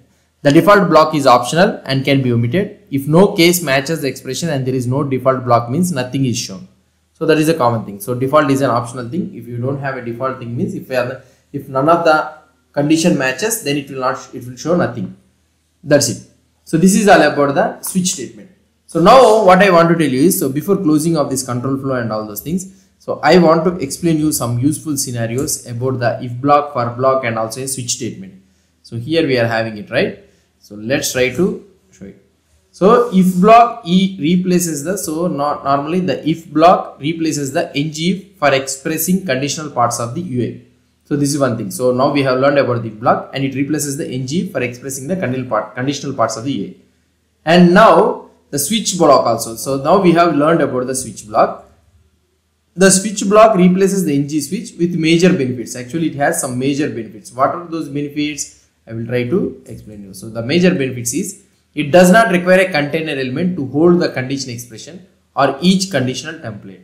So now normally we need a conditional element for the ng switch. For this one we don't require anything. It supports template type checking including type narrowing within each branch. So that's one thing. And another one is the for block. So this for block also we need to understand. So the benefits and all those things. The for block replaces the ng for iteration and has several differences compared to its structural directive ng for predecessor. So what are those things? So now here what are the benefits of this one? Let's try to understand. Tracking expression. Calculating the keys corresponding to object identities is mandatory but has better ergonomics. It is enough to write an expression instead of creating the track by method. So this is one thing. Uses a new optimized algorithm for calculating a minimal number of DOM operations to be performed. So it uses a new optimized algorithm for calculating a minimal number of DOM operations to be performed in response to changes in a collection, instead of Angular's customizable diffing implementation, so which is implemented in the previous thing. So that means the latest for loop uses the new optimized algorithm, it seems. So and also the for loop has a support for the empty blocks also. So as I already showed you in this video, so it has support for the empty blocks. So that means if it doesn't have any data to be iterable means, then it will print the empty blocks. And the last one which you need to understand is the tracking thing. Track thing is also one of the important thing which you need to understand. So here the track setting replaces the ng first concept of a track by function, because for is a built-in, we can provide a better experience than passing a track by function, and directly uses an expression representing the key instead. Migrating from track by to track is possible by invoking the track by function. So that's the main thing. So now this is all about the, so if you want to have something like for example if you are having some what I can say is some function or something like that is there means, so you can also implement it that in the for loop also. So this is all about the built-in control flow which has been introduced latest in the Angular 18. So we have learned about the @if, @for also we have learned, and some contextual variables also we have seen, like count, even, odd, these all things also we have seen. And now we have seen about the switch also, and in the for we have seen the empty thing, and in the for we have seen about the track, how the track will work, and the switch cases, default case, and all those things also we have seen. Hope you understand about this concept. If you have any doubts or any suggestions, please post the comments below to this video. And if you like this video, please do support me by subscribing to my channel. Thank you. Hi guys, this is Leela. Welcome to my channel Leela WebDev. In this video, we will try to learn about the new concept that is nothing but local template variables. So what is this local template variables? This is the new feature that has been introduced in the Angular 18. Still the syntax is currently in the developer preview only. So it is not using in the production. Angular's let syntax allows you to define a local variable and reuse it across the templates. So the syntax for this one is similar to the JavaScript let, and their values may be any valid Angular expression. The expressions will be reevaluated anytime the template is executed. So that is one thing. When the template is getting re-rendered means the template, whatever the variables you are trying to use it will be reevaluated. So how we can use it is, for example, let's say that in our app component.ts, let's assume we are having an user and the name is leelawebdev. So this is the thing we are having. Now if you want to access this name of this one in the template means, so what you will try to use it. So here you can use something like user.name, right? So this is the process how you will be using it. Now if you try to see here, we will be able to see the output. That is nothing but why it's not coming. Yeah, I didn't save it. Okay, it is not saving. Why? It is saving. It is taking some time. Let's wait. Yeah, now it has been saved. So Leela WebDev, we are able to see it. Instead of using this one, so the template in the Angular 18, a new concept has been introduced. That is nothing but @let username is equal to, so you can write it something like this. So that means you can create the variables. Username is equal to user.name. Now you can use this variable instead of using that one. You can use this variables user name. That's it. Now if you try to use it, use the same thing. Now if you try to use it, so then also you will be able to see the same output.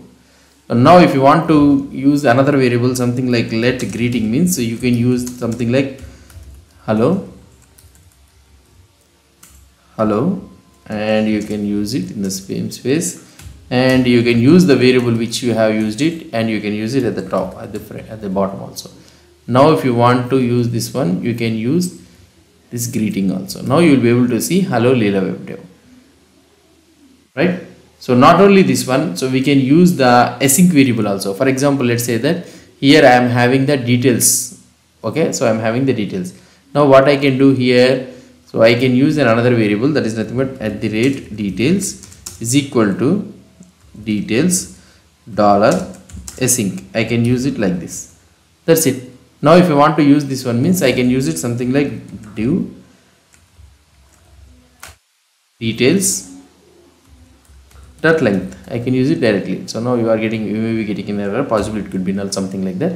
Now if you try to see here, the output 4 we are able to get it. So that means we are using a variable in such a way that we are extracting the details from the observable and we are using it like this. So like this you can use whatever the syntax you want, just like the JavaScript let statement, you can use it. So that is one thing. Once you have declared the let, you can reuse it anywhere in the template. So wherever, once you have declared it this one, so you can reuse it anywhere in the template. Wherever in the template you want, you can use it. That's not a problem. So here you can write something like if details, so that is nothing but the control flow which we have learned it. If details is there, then you can write it like this. And if empty, if it is not there, means then no details available. So you can write it like this. So this is simply new syntax which we are trying to learn it right now. So that is one thing. Okay. Oh, sorry. So for loop, right, the empty will come. So else you can write else you no details found.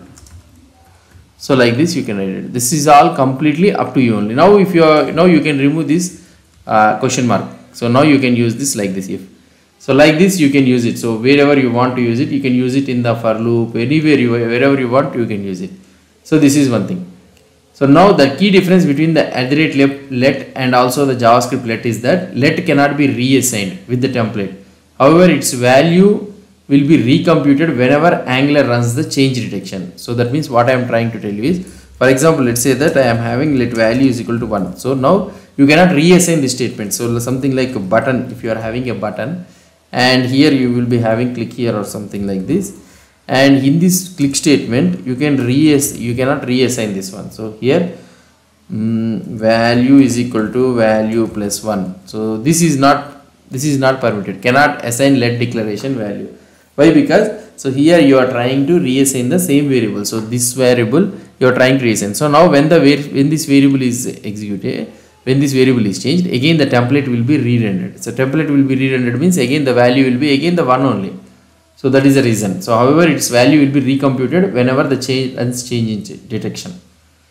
So now another thing which I want to tell you is the scope. So now fine, the declaration of the let variable we are able to understand. What is the scope of this variable? So from where to where the scope of this variable exists. So the scope of this variable exists in such a way that, for example, let's say that this is the top level. Okay. So top level variable. Let's say top level.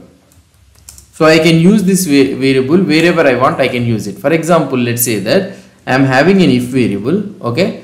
So if 1 is less than 2 or something like this. If 1 is less than 2. So this one is true.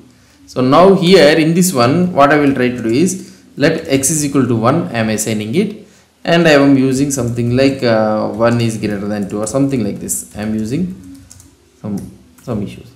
Now here if I try to use the top level, okay, the top level, it will be working. So now here you will be able to see 1 is greater than, the output also it is coming, and top level. Now here I have introduced in the if block the x is equal to 1, right? So if I try to use this x, now this one will not be working. Why? Because it doesn't exist. So now here let declaration, since they are not hoisted, so these values are not hoisted, they cannot be accessed by the parent views or the siblings. So that is one thing which you need to understand. So the scope will be in such a way that within this if block only the scope will be existing. If it is in the top level means whole template level we will be using. So this is also one thing. So the let syntax is formally defined as, so something like I want to explain you before closing of this one. The scope thing also you have understood. So this is the newly one which has been introduced in Angular 18 only, but still it is in the developer preview. So whoever want to learn, so they can use it. The let keyword, so now these are the syntax is formally defined as the let keyword. So now we need to use the @let keyword. followed by one or more white spaces not including new lines. So this should be followed by one or more white spaces including new lines, and it should be followed by a valid JavaScript name and 0 or more white spaces.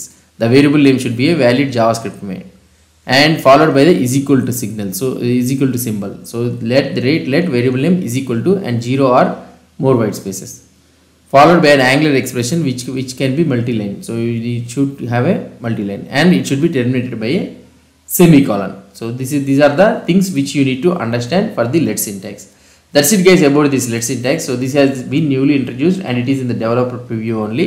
So if you are using the Angular 18 or something like that, means so you can use it without any problem. This will work without any problem. So that's it guys about this let. If you have any doubts or any suggestions, please post the comments below to this video. And if you like this video, please do support me by subscribing to my channel. Thank you.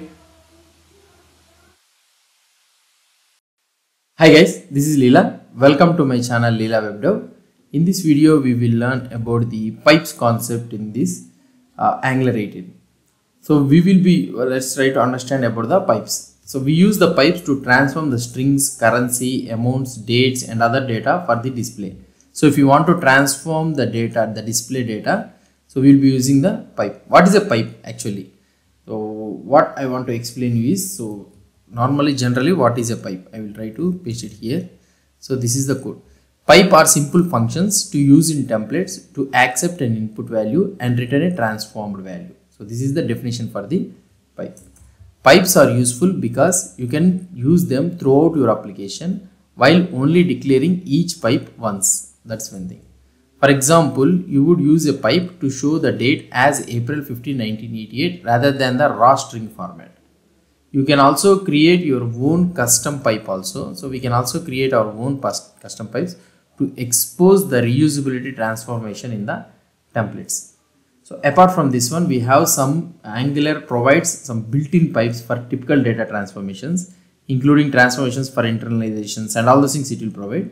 So out of them are some of the things like date pipe, uppercase pipe, lowercase pipe, currency pipe, like this we will be having. I will try to show you each one by one. So using a pipe in a template. So this is all about the definition of the pipe. So how we will be using the pipe in a template. So to apply a pipe, we will be using the pipe operator. So we will be using this vertical line operator. To apply pipe, we use the pipe operator within a template expression as shown in the following code example. So I will try to show you that code example. For example, let's say that, so the first built-in pipe which I want to explain you is the date pipe. For example, let's say that in our app component.ts file, we are having a birthday as new date. So that means something around right now the date is July 20, 2024 at the time of this recording. Now if you want to show this date pipe means, so how you will try to show? So here I will try to write the due, okay, and normally we will show the birthday. Okay, if I try to show the birthday for this one, if you see here, so this is the long format of the raw string format of the date we are able to see. Now if I want to get it in a human readable format means, then I can use the pipe option, the built-in pipe available in the Angular. So directly you can use the date like this. Now if you try to use the date like this, now if you try to see, it has been converted into a user readable format. So this is one thing. And not only this one, optionally you can also send parameters to this one. For example, let's say that if you want some other type of format means, so you can write it something like I want the month format, okay, and then afterwards year format, let's assume. So then if you try to see here, so first the date has came, next the month and also this one. So if you try to use only single m means, then you will be able to see the number, okay. And if you try to check this double m, so I didn't remember, so many things will be there, 07. And if you try to check it like this, then if you try to see here the total month name, we are able to get it. And here small y means, then we can able to get some other option like this you will be having, okay, y. If I try to check it like this, no, so I don't know. So that is how we will be trying to do it. And if I try to remove this one, so then you will not have the year option. So these are the different options which you will be having in the date pipe. So this is one thing. And we also have another thing, something like uppercase pipe. So for example, let's say that you are having one div and I want to show the Leela WebDev. And if I want to convert this one to an uppercase, so here you will be able to see the channel name, that is Leela webdev. If I want to convert this one to the uppercase means, then you can use a pipe option and I can use it like an uppercase. Now if you try to see here, oh sorry, then we need to use the curly bracket. So you should not use it like this, and this one should be a string. Okay, you can use it in a variable also, you can use it. Now you will be able to see the entire Leela webdev has been converted into an uppercase. So this is thing. So uppercase doesn't have any formatting options or any other extra options you will not have. So just a pipe, you can use the pipe name. And the same scenario, if you are having any text with the lowercase, like the uppercase and lowercase combination, means if you want to convert total to the lowercase means, so we have an option that is nothing but lowercase. So immediately everything will be converted into a lowercase. This is one thing. And we also have another one that is nothing but currency pipe conversion. So it formats the number as a currency. For example, let's say that you are having an div and I will be having a number of 1, 2, 3, 4, 4.5. So this one I need to convert into a currency means, then what I need to do, I can use the built-in pipe that is nothing but currency. So then it will be converted into a $, 1, 2, 3, 4. So the default option is $. If you want to convert it into a euro means, so you can provide something like currency and here you can provide euros, then it will be converted into a euro symbol. Or otherwise if you want to convert into a INR means, then it will be converted into a rupee symbol. So like this, whichever you want, you can do it. And also we can also give the symbol or the code, so which one you want it. So for example, if you want the code means, then you can use the code, then you will be able to see INR, so that directly the INR will come. So if you want to use the symbol means nothing but that one. USD means you will get an USD. Okay, USD like this you will be getting it. So if you want a symbol means dollar symbol, you will get it. So like this you will be able to, and the digits info also you can tell. So that is nothing but what I can say is symbol, we have got it right, code, and you can mention that. So digits you need to have, and minimum fraction digits we need to have a 2 and the maximum also 2. So now you will be able to see 123.50. So for example, if I try to keep it as 33 means, then you will be able to see 500, you are able to get it. So that is the thing.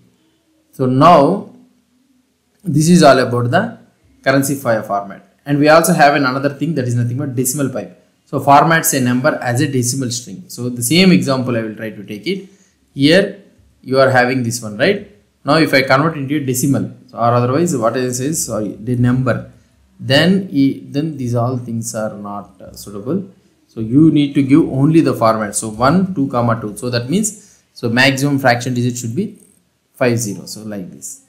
And we also have another one that is nothing but percentage. For example, let's say that you are having something around 0.1234, and if you want to convert into percentage means, then you need to give the percent. So automatically it will come around 12%. So that is one thing which you can do it. So you can also mention the format for this one also, something like you need to have the integer, and minimum integers is 1 and 2, 2. So 2, 2 means totally 2 fractions should be there. That is one thing. So this is also one thing. And we have another one also that is nothing but slice pipe. So what is the slice pipe? Creates a new array or string containing the subset of the slice of the elements. So normally we will give slice colon start comma end we will try to give. For example, let's say that you are having a paragraph, I will try to take it, and here I will take array of 1, 2, 3, 4, 5. Okay, so I will use the slice symbol.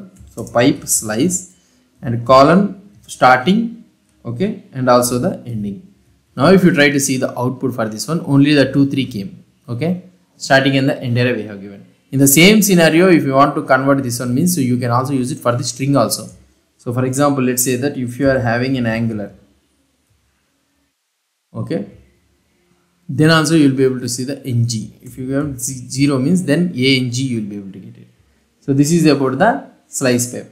And another one which you have is a JSON pipe. JSON pipe means, for example, let's say that I am having let's say I am having an object. Okay, so here I will be having an object name is equal to Leela, and like this we are having an object. So now we are able to see that closing symbol, something like that we are able to get it, right? Now for this one, in order to convert to JSON, so here you can add it something like JSON. Now let's see what will happen. The output, we are able to see directly the output for this one. So this is the JSON pipe which you can use it mostly for the debug purpose and all those things. And the async pipe, which I have already explained you about the async pipe. So unwraps a value from a promise or an observable. So that is also async pipe, also we can use it. And we have our last one is the async pipe. I already shown you in the previous videos. I don't want to show you. So for example, let's say that we are having this one details dollar, right? So here you can use directly something like details async. That's it. So now if you want to check it, 1 2 3 4, we are able to see the values. So like this we can use it. So key value pair, title case pipe is there. So like this we have so many types of pipes will be there. Okay, these built-in pipes provide convenient way to format and transform data directly within your Angular templates, enhancing readability and reducing the need for custom transformation logic. So these are the different types of built-in pipes which are available. Most commonly we will be using in Angular 18. In the next video we will try to see how we can create our own custom pipe in the Angular. Hope you understood about these built-in pipes. If you have any doubts or any suggestions, please post the comments below to this video. And if you like this video, please do support me by subscribing to my channel. Thank you. Hi guys, in our previous video we have seen the different types of built-in pipes, the most commonly used built-in pipes in Angular we have seen it. Now it's time for us to learn one of the concept that is nothing but custom pipes. So for example, if you want to create your own pipe means, then what we will try to do. So nothing but we will create a new custom pipe. So that means in Angular, the Angular will allow us to create a custom pipe also. Normally what we can see, why we want to create a custom pipe. Creating custom pipes is to encapsulate the transformations that are not provided with the built-in pipes. So the concept or the requirement which is not provided by the built-in pipes means, then then there is only option that we need to create a custom pipe. Then use your custom pipe in template expressions the same way you use the built-in pipes to transform the input values to output values for the display. So the same way how we are using the built-in pipes, in the same way we can use our created custom pipes in our Angular template expressions. So fine. So how to create a custom pipe? Let's try to create. So now normally we can create a pipe. So normally we can make any class as a pipe. To mark as a class as a pipe and supply configuration metadata, apply the @pipe to the class. So that means, so what you will try to do, for example, let's say that the greet pipe, I want to create a greet pipe. Here I am creating a new file and I am using greet.pipe.ts. So this is the file I am creating. Why? Because this is a pipe. So that's why I have given extension of pipe.ts. Fine. So now here I am creating export class greet pipe, and here the class name should be upper camel case. Okay. So we need to use the upper camel case, the general convention for the class names for the pipe class name, and we need to use the camel case for the corresponding name string. The name of the pipe we need to give the camel case. Do not use hyphens in the name. So now this is the class. So in order to convert this one to a class, so we need to use the pipe decorator. So this pipe decorator should be imported from the Angular core. So now we need to use something like, here the options should be standalone.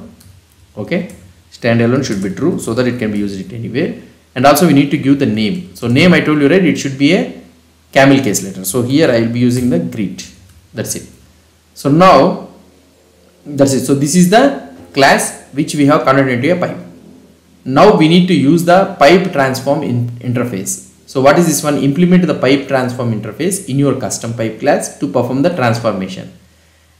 By using this implementation of this pipe transfer interface, Angular invokes the transform method with the value of a binding as the first argument and any number of parameters as the second argument in the list form and returns the transformed value.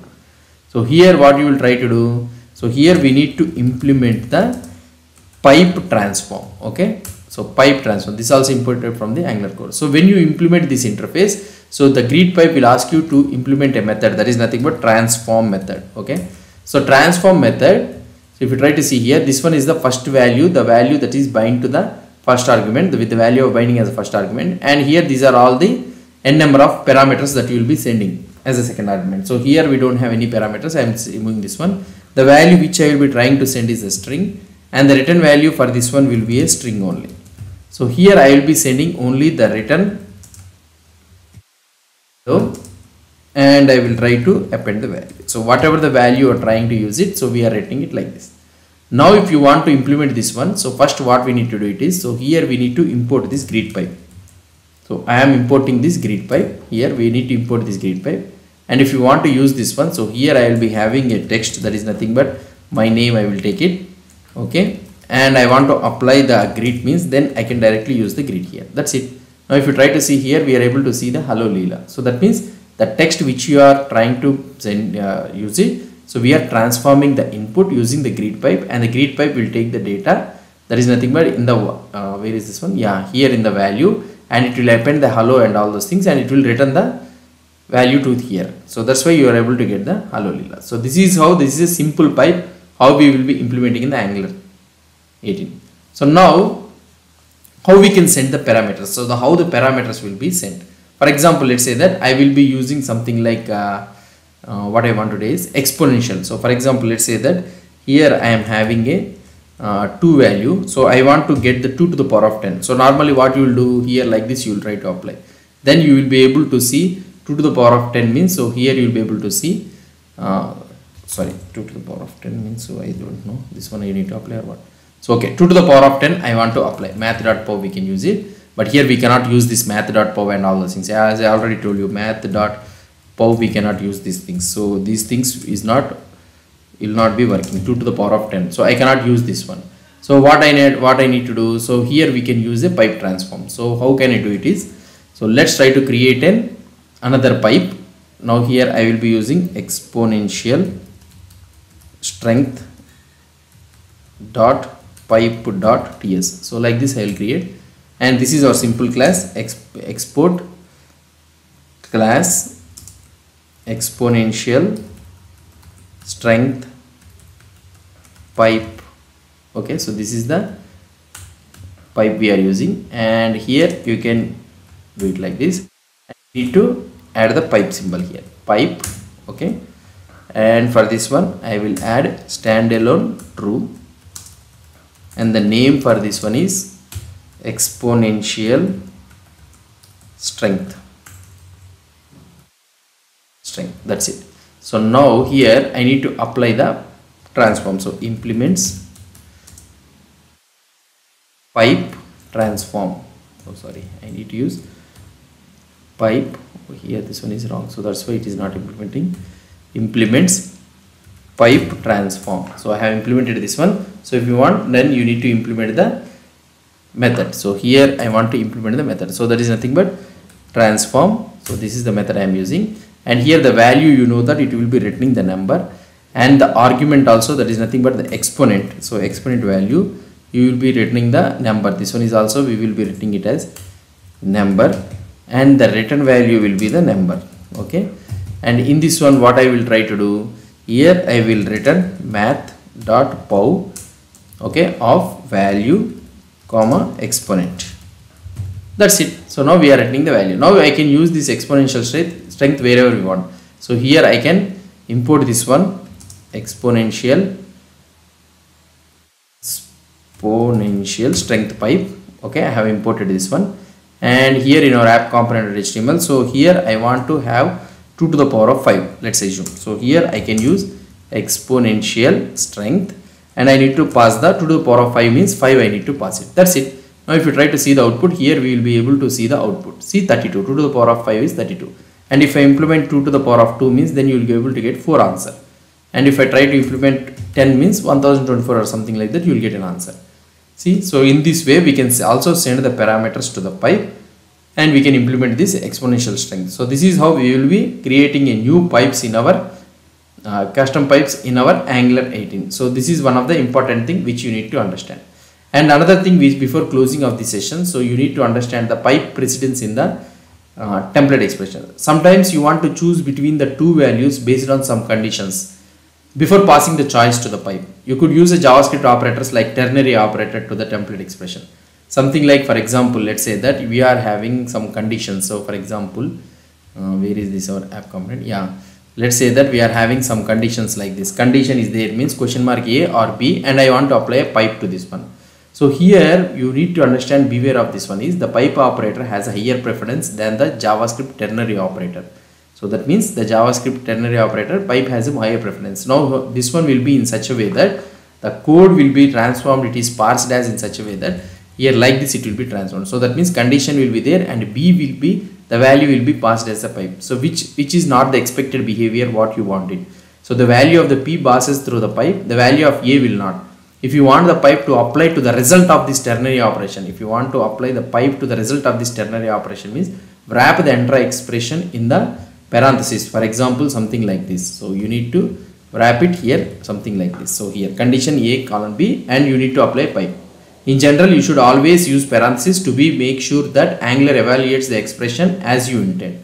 So this is one thing which you need to keep it in mind. Hope you understood about this custom pipe. In the next video, we will try to see about the change detection, how the change detection will happen with the pipes. So if you have any doubts or any suggestions, please post the comments below to this video. And if you like this video, please do support me by subscribing to my channel. Thank you. Hi guys, this is Leela. Welcome to my channel Leela WebDev.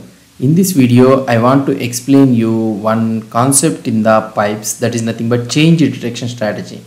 How the change detection strategy in the pipes actually works. Let's try to understand about this. As this concept is a very important one, we need to understand about this one. Pipes, normally these are often used with data bound values that might change based on the user actions. Normally the data, if the data is a primitive data input value such as string or a number or an object reference as input such as date or array, Angular executes the pipe whenever it detects a change for the value. So for example, let's say that here, let's say that if you are having a value something like a string, number, like this, these are primitive data values, right? So if you are having this one, so whenever a change detection happens in the template, automatically the pipe will be executed. And also the reference, the array reference value has been changed for an object or an array, means then also the change detection strategy will work. That is a common thing. So that is nothing but what I want to tell you is, it's nothing but the exponential which we have learned it. So this exponential strength, greet and all those things, whenever it changes, the pipe will be executed. So that's fine. So here the exponential strength pipe executes each time whenever the user changes the value or the exponent. Angular detects each change and immediately runs the pipe. So that is common thing. This is fine for primitive input values. However, if you change something inside a composite object, for example, if you are having an object, if you try to change inside an object such as the month of the date or an element in an array or an object property, then you need to understand how change detection works and how to use an impure pipe. Here we need to use an impure pipe. I will try to explain you the simple example. Angular looks for changes to the data bound values in a change detection process that runs after every DOM event, every keystroke, mouse move, timer, tick and server response. So now which I will be trying to explain you, which doesn't use a pipe, demonstrate how Angular uses default change strategy to monitor and update its display. For example, let's say that I will remove this entire thing. So let's say that I am having a simple label, okay, label I am having, and here I want to enter new hero name. Okay, so this is the hero name which I want to enter it. Now here I will have an input type is equal to text, and I will give a template reference, local template reference here, and what I will try to do is, so whenever the user presses key up dot enter, so whenever he presses enter, then I want to add this hero into the value. So here I will use something like box dot value, and immediately what I will try to do is I will try to make box dot value is equal to empty. Okay, so I will try to make it this one as an empty. That's it. And here I will be having a placeholder. Placeholder is equal to enter hero name. So this is the simple example. Now let's go to here, and here I will be having an heroes variable, that is nothing but name string and can fly, so values. So here I will be having a method that is nothing but add hero, and in this one you will get the value as an hero value, that is nothing but string. And now what I will try to do, here I will try to push this dot hero,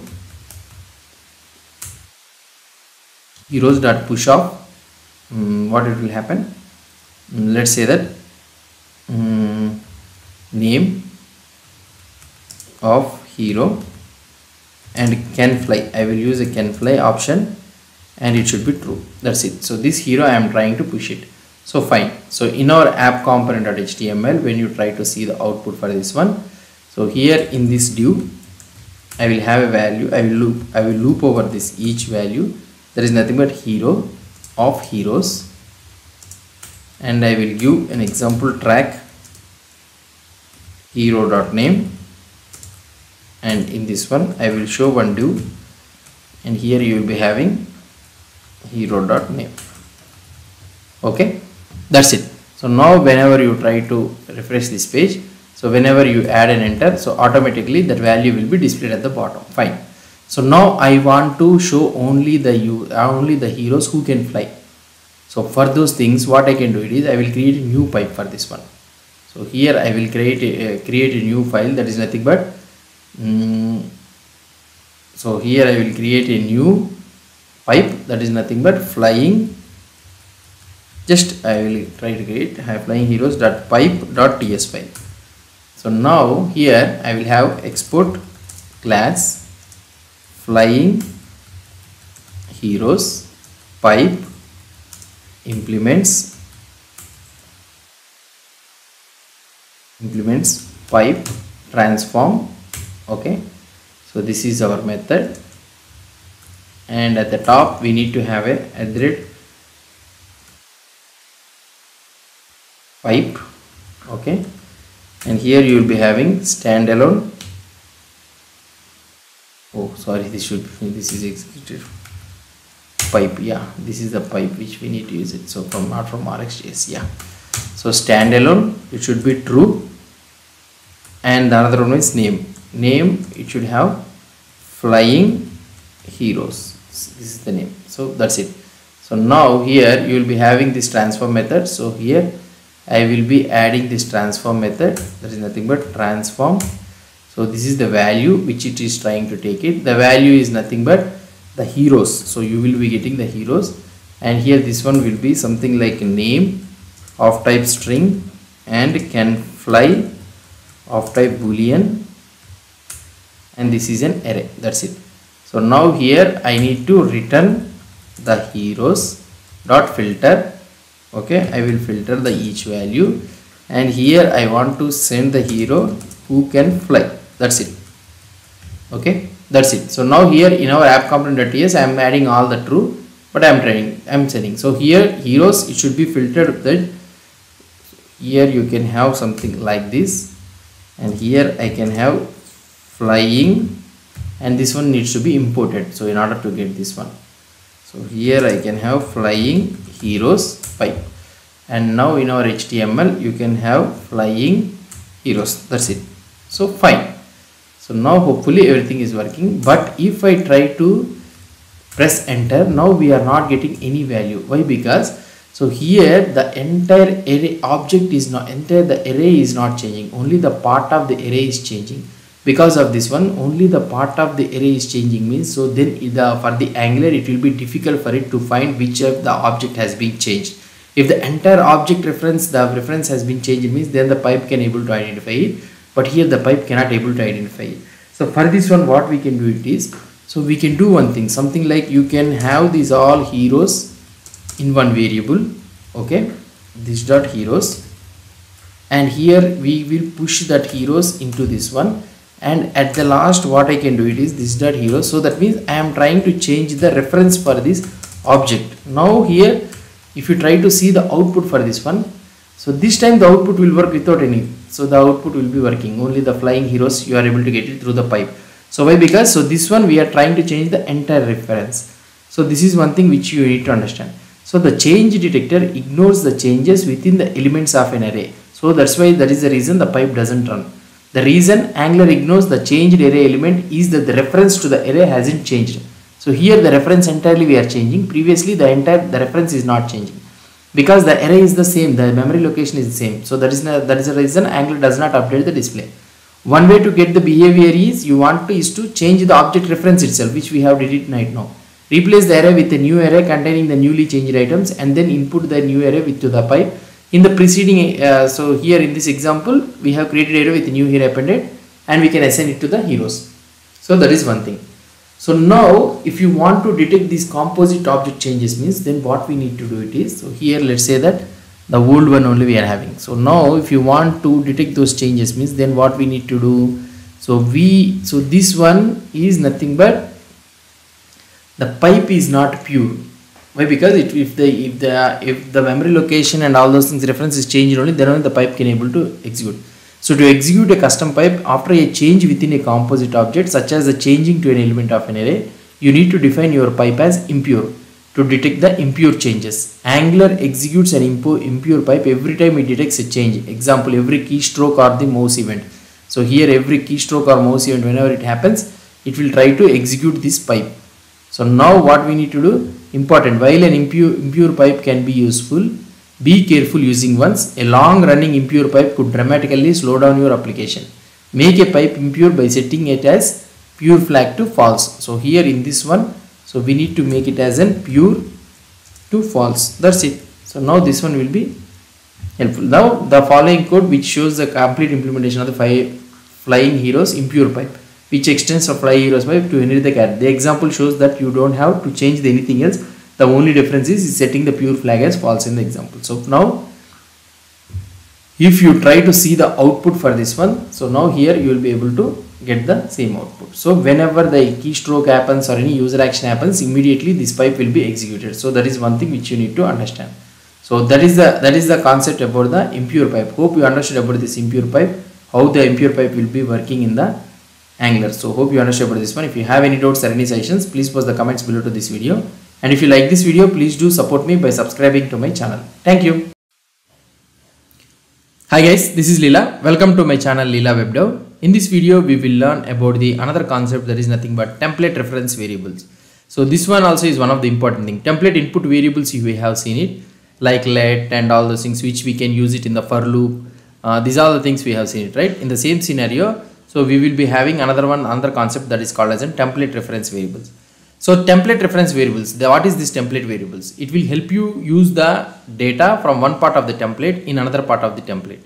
Use template variables to perform tasks such as respond to user input or finely tune your application forms.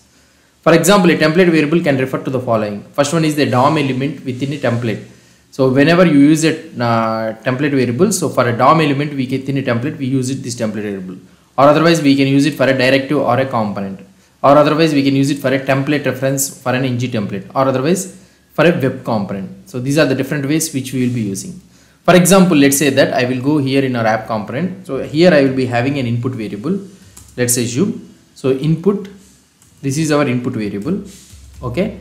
And here, so you can reference to you can add in template reference variable. So there is nothing but the syntax for this one will be, in the template we use the hash symbol to declare a template variable. The following template variable, the hash phone, declares a phone variable with the input element as its value. Now, how can we refer to this template variable? So we can refer to this template variable anywhere in the components template. So for example, let's say that we have a button at the down.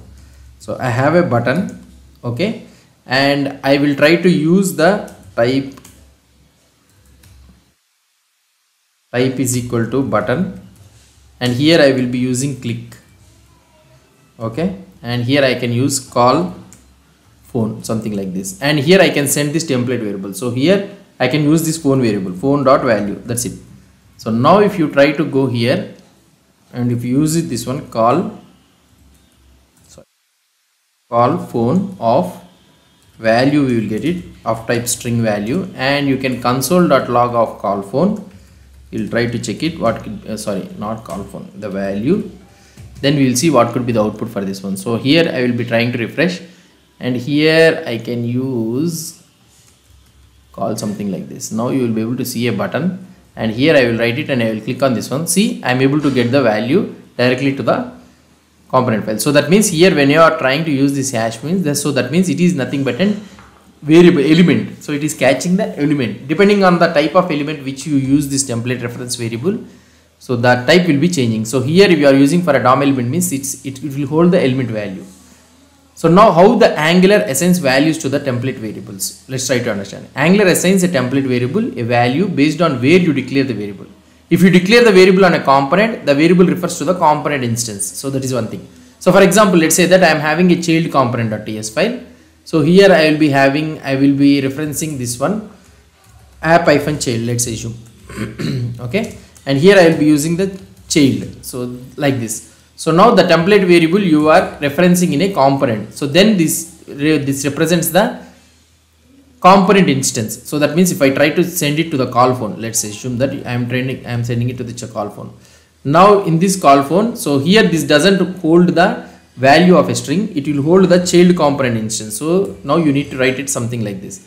Now if you try to see the value, and here if I click on this one, see we are able to get the child component instance. This time we are not getting the template reference variable HTML input element, we are getting the child component, and here you will be able to have an x value one. That is nothing but the child component is holding a value of x is equal to 1, the property value. So that one we can able to access. So that means whatever the properties or methods available in this one, you can able to access here value dot x, then you will able to get the x value. Here you will be able to get the, if I click on this one, see the one. So like this, if you declare the variable on a component, then it will behave with something like an component instance. The variable, this variable refers to the component instance. If you declare the variable on a standard HTML tag, so that is like input tag or anything, the variable refers to the element. So if you declare the element variable in a ng template, so ng template, if you declare the variable, then the variable refers to a template ref instance, which represents the template. So that one we will try to learn in the structural directives and all those things. So ng template thing. So that is the thing.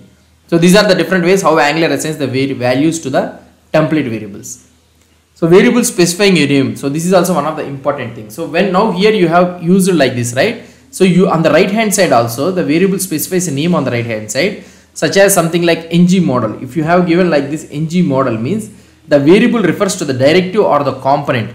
So here if you have given ng model like this means then it refers to the, then so you need to inject the form module. So it refers to the directive or the component on the element that is matching the export as. So this one it is export as whatever that is matching, it will refer. So here you need to have a forms module. Okay, so now if you try to see the output for this one, so ng model, so like this you need to mention. So now, so just I am trying to tell you. So now this one is majorly case where we will be using this one is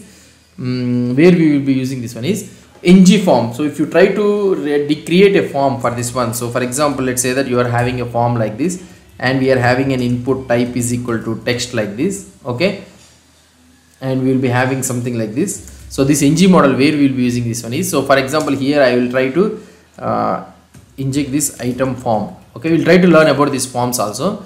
Item form, when I am trying to use it, so here we will be using ng form. So this ng form is a directive. Actually here you need to understand that this ng form directive demonstrates giving a reference to a different value by referencing a directive name. So this one is a directive. Now this one has become ng form directive.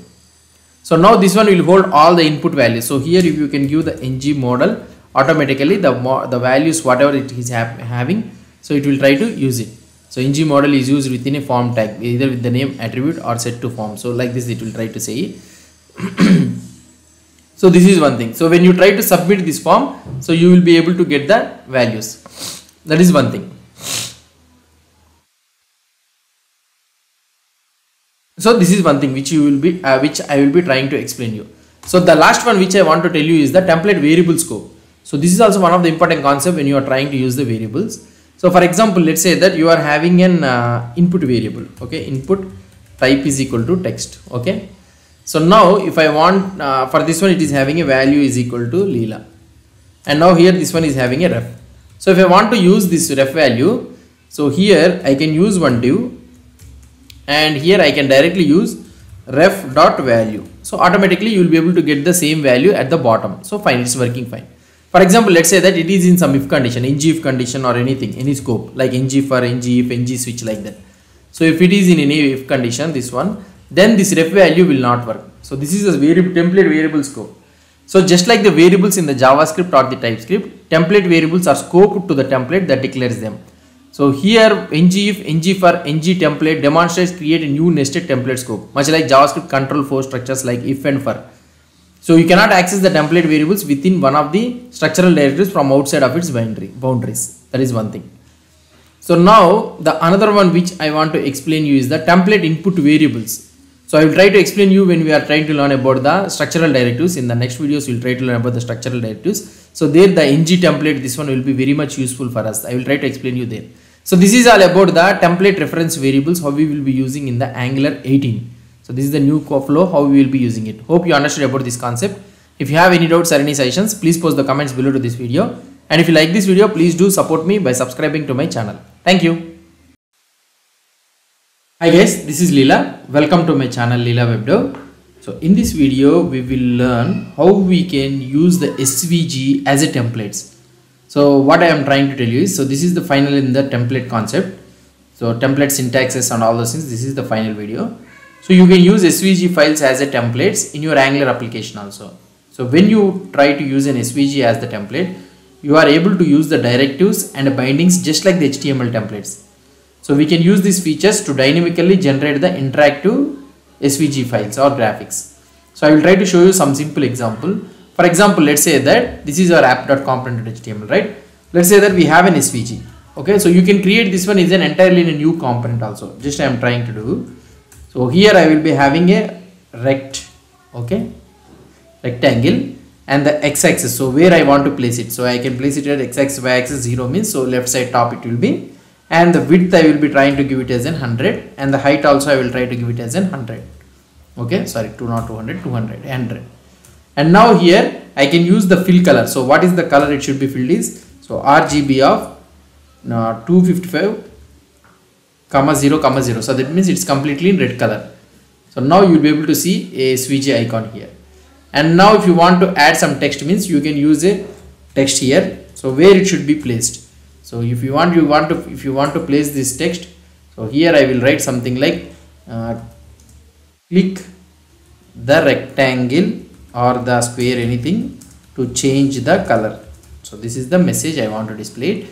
And where I want to display this one, so you can mention the x is equal to 120 and y is equal to something around 50 or anything. So it will come side, something like that. Fine, right? So to change the color. So this is the text which I want to show you. Now, so we are able to get this one, right? Now what I want to show you is, so now here we can use the dynamic click event listeners on this one. So you can use click event binding and also the property binding syntax on this one. So for that one, what I will try to do it is, I will use the click color, click here. Before that, so I want to make this color change, right? So this one I will try to make this one as dynamic.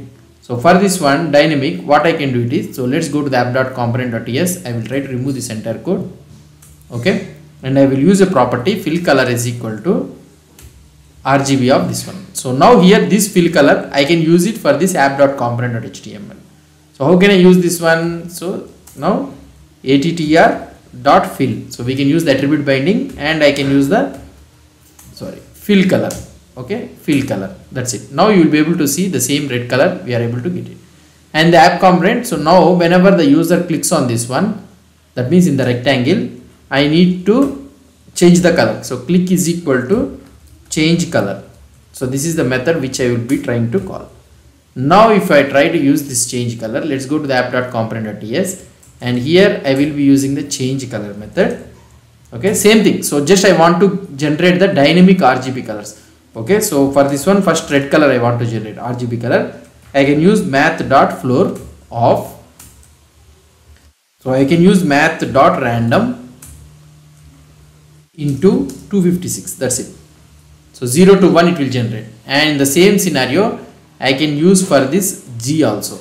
Okay, and in the same for this, for the blue also. So now we have generated a random colors, and I can apply this one to the this dot fill color. I can use it for this one, and I can use something like RGB of, and here I need to provide these all the dynamic things. So dollar of R I can use it, comma, dollar of G I can use it, comma, dollar of B. That's it. So now I can use this fill color. So now whenever the user clicks on this rectangle, automatically the color will be changing. So here if you try to see the same output, if I click here, see the color is getting changed. So this is what I want to try to show you. Okay, so this is how we can use we can generate the SVG dynamically graphics also using the templates thing. So this is what I want to try to explain you. This is a simple example which I will be explaining. So that's it guys about the template binding. So we have learned so many concepts in the template syntax like event binding, property binding, attribute binding, class and style binding, and different types of control flow like if, for, switch and all those things. And also we have learned about the local template variables, that is nothing but @ and the scope of that one.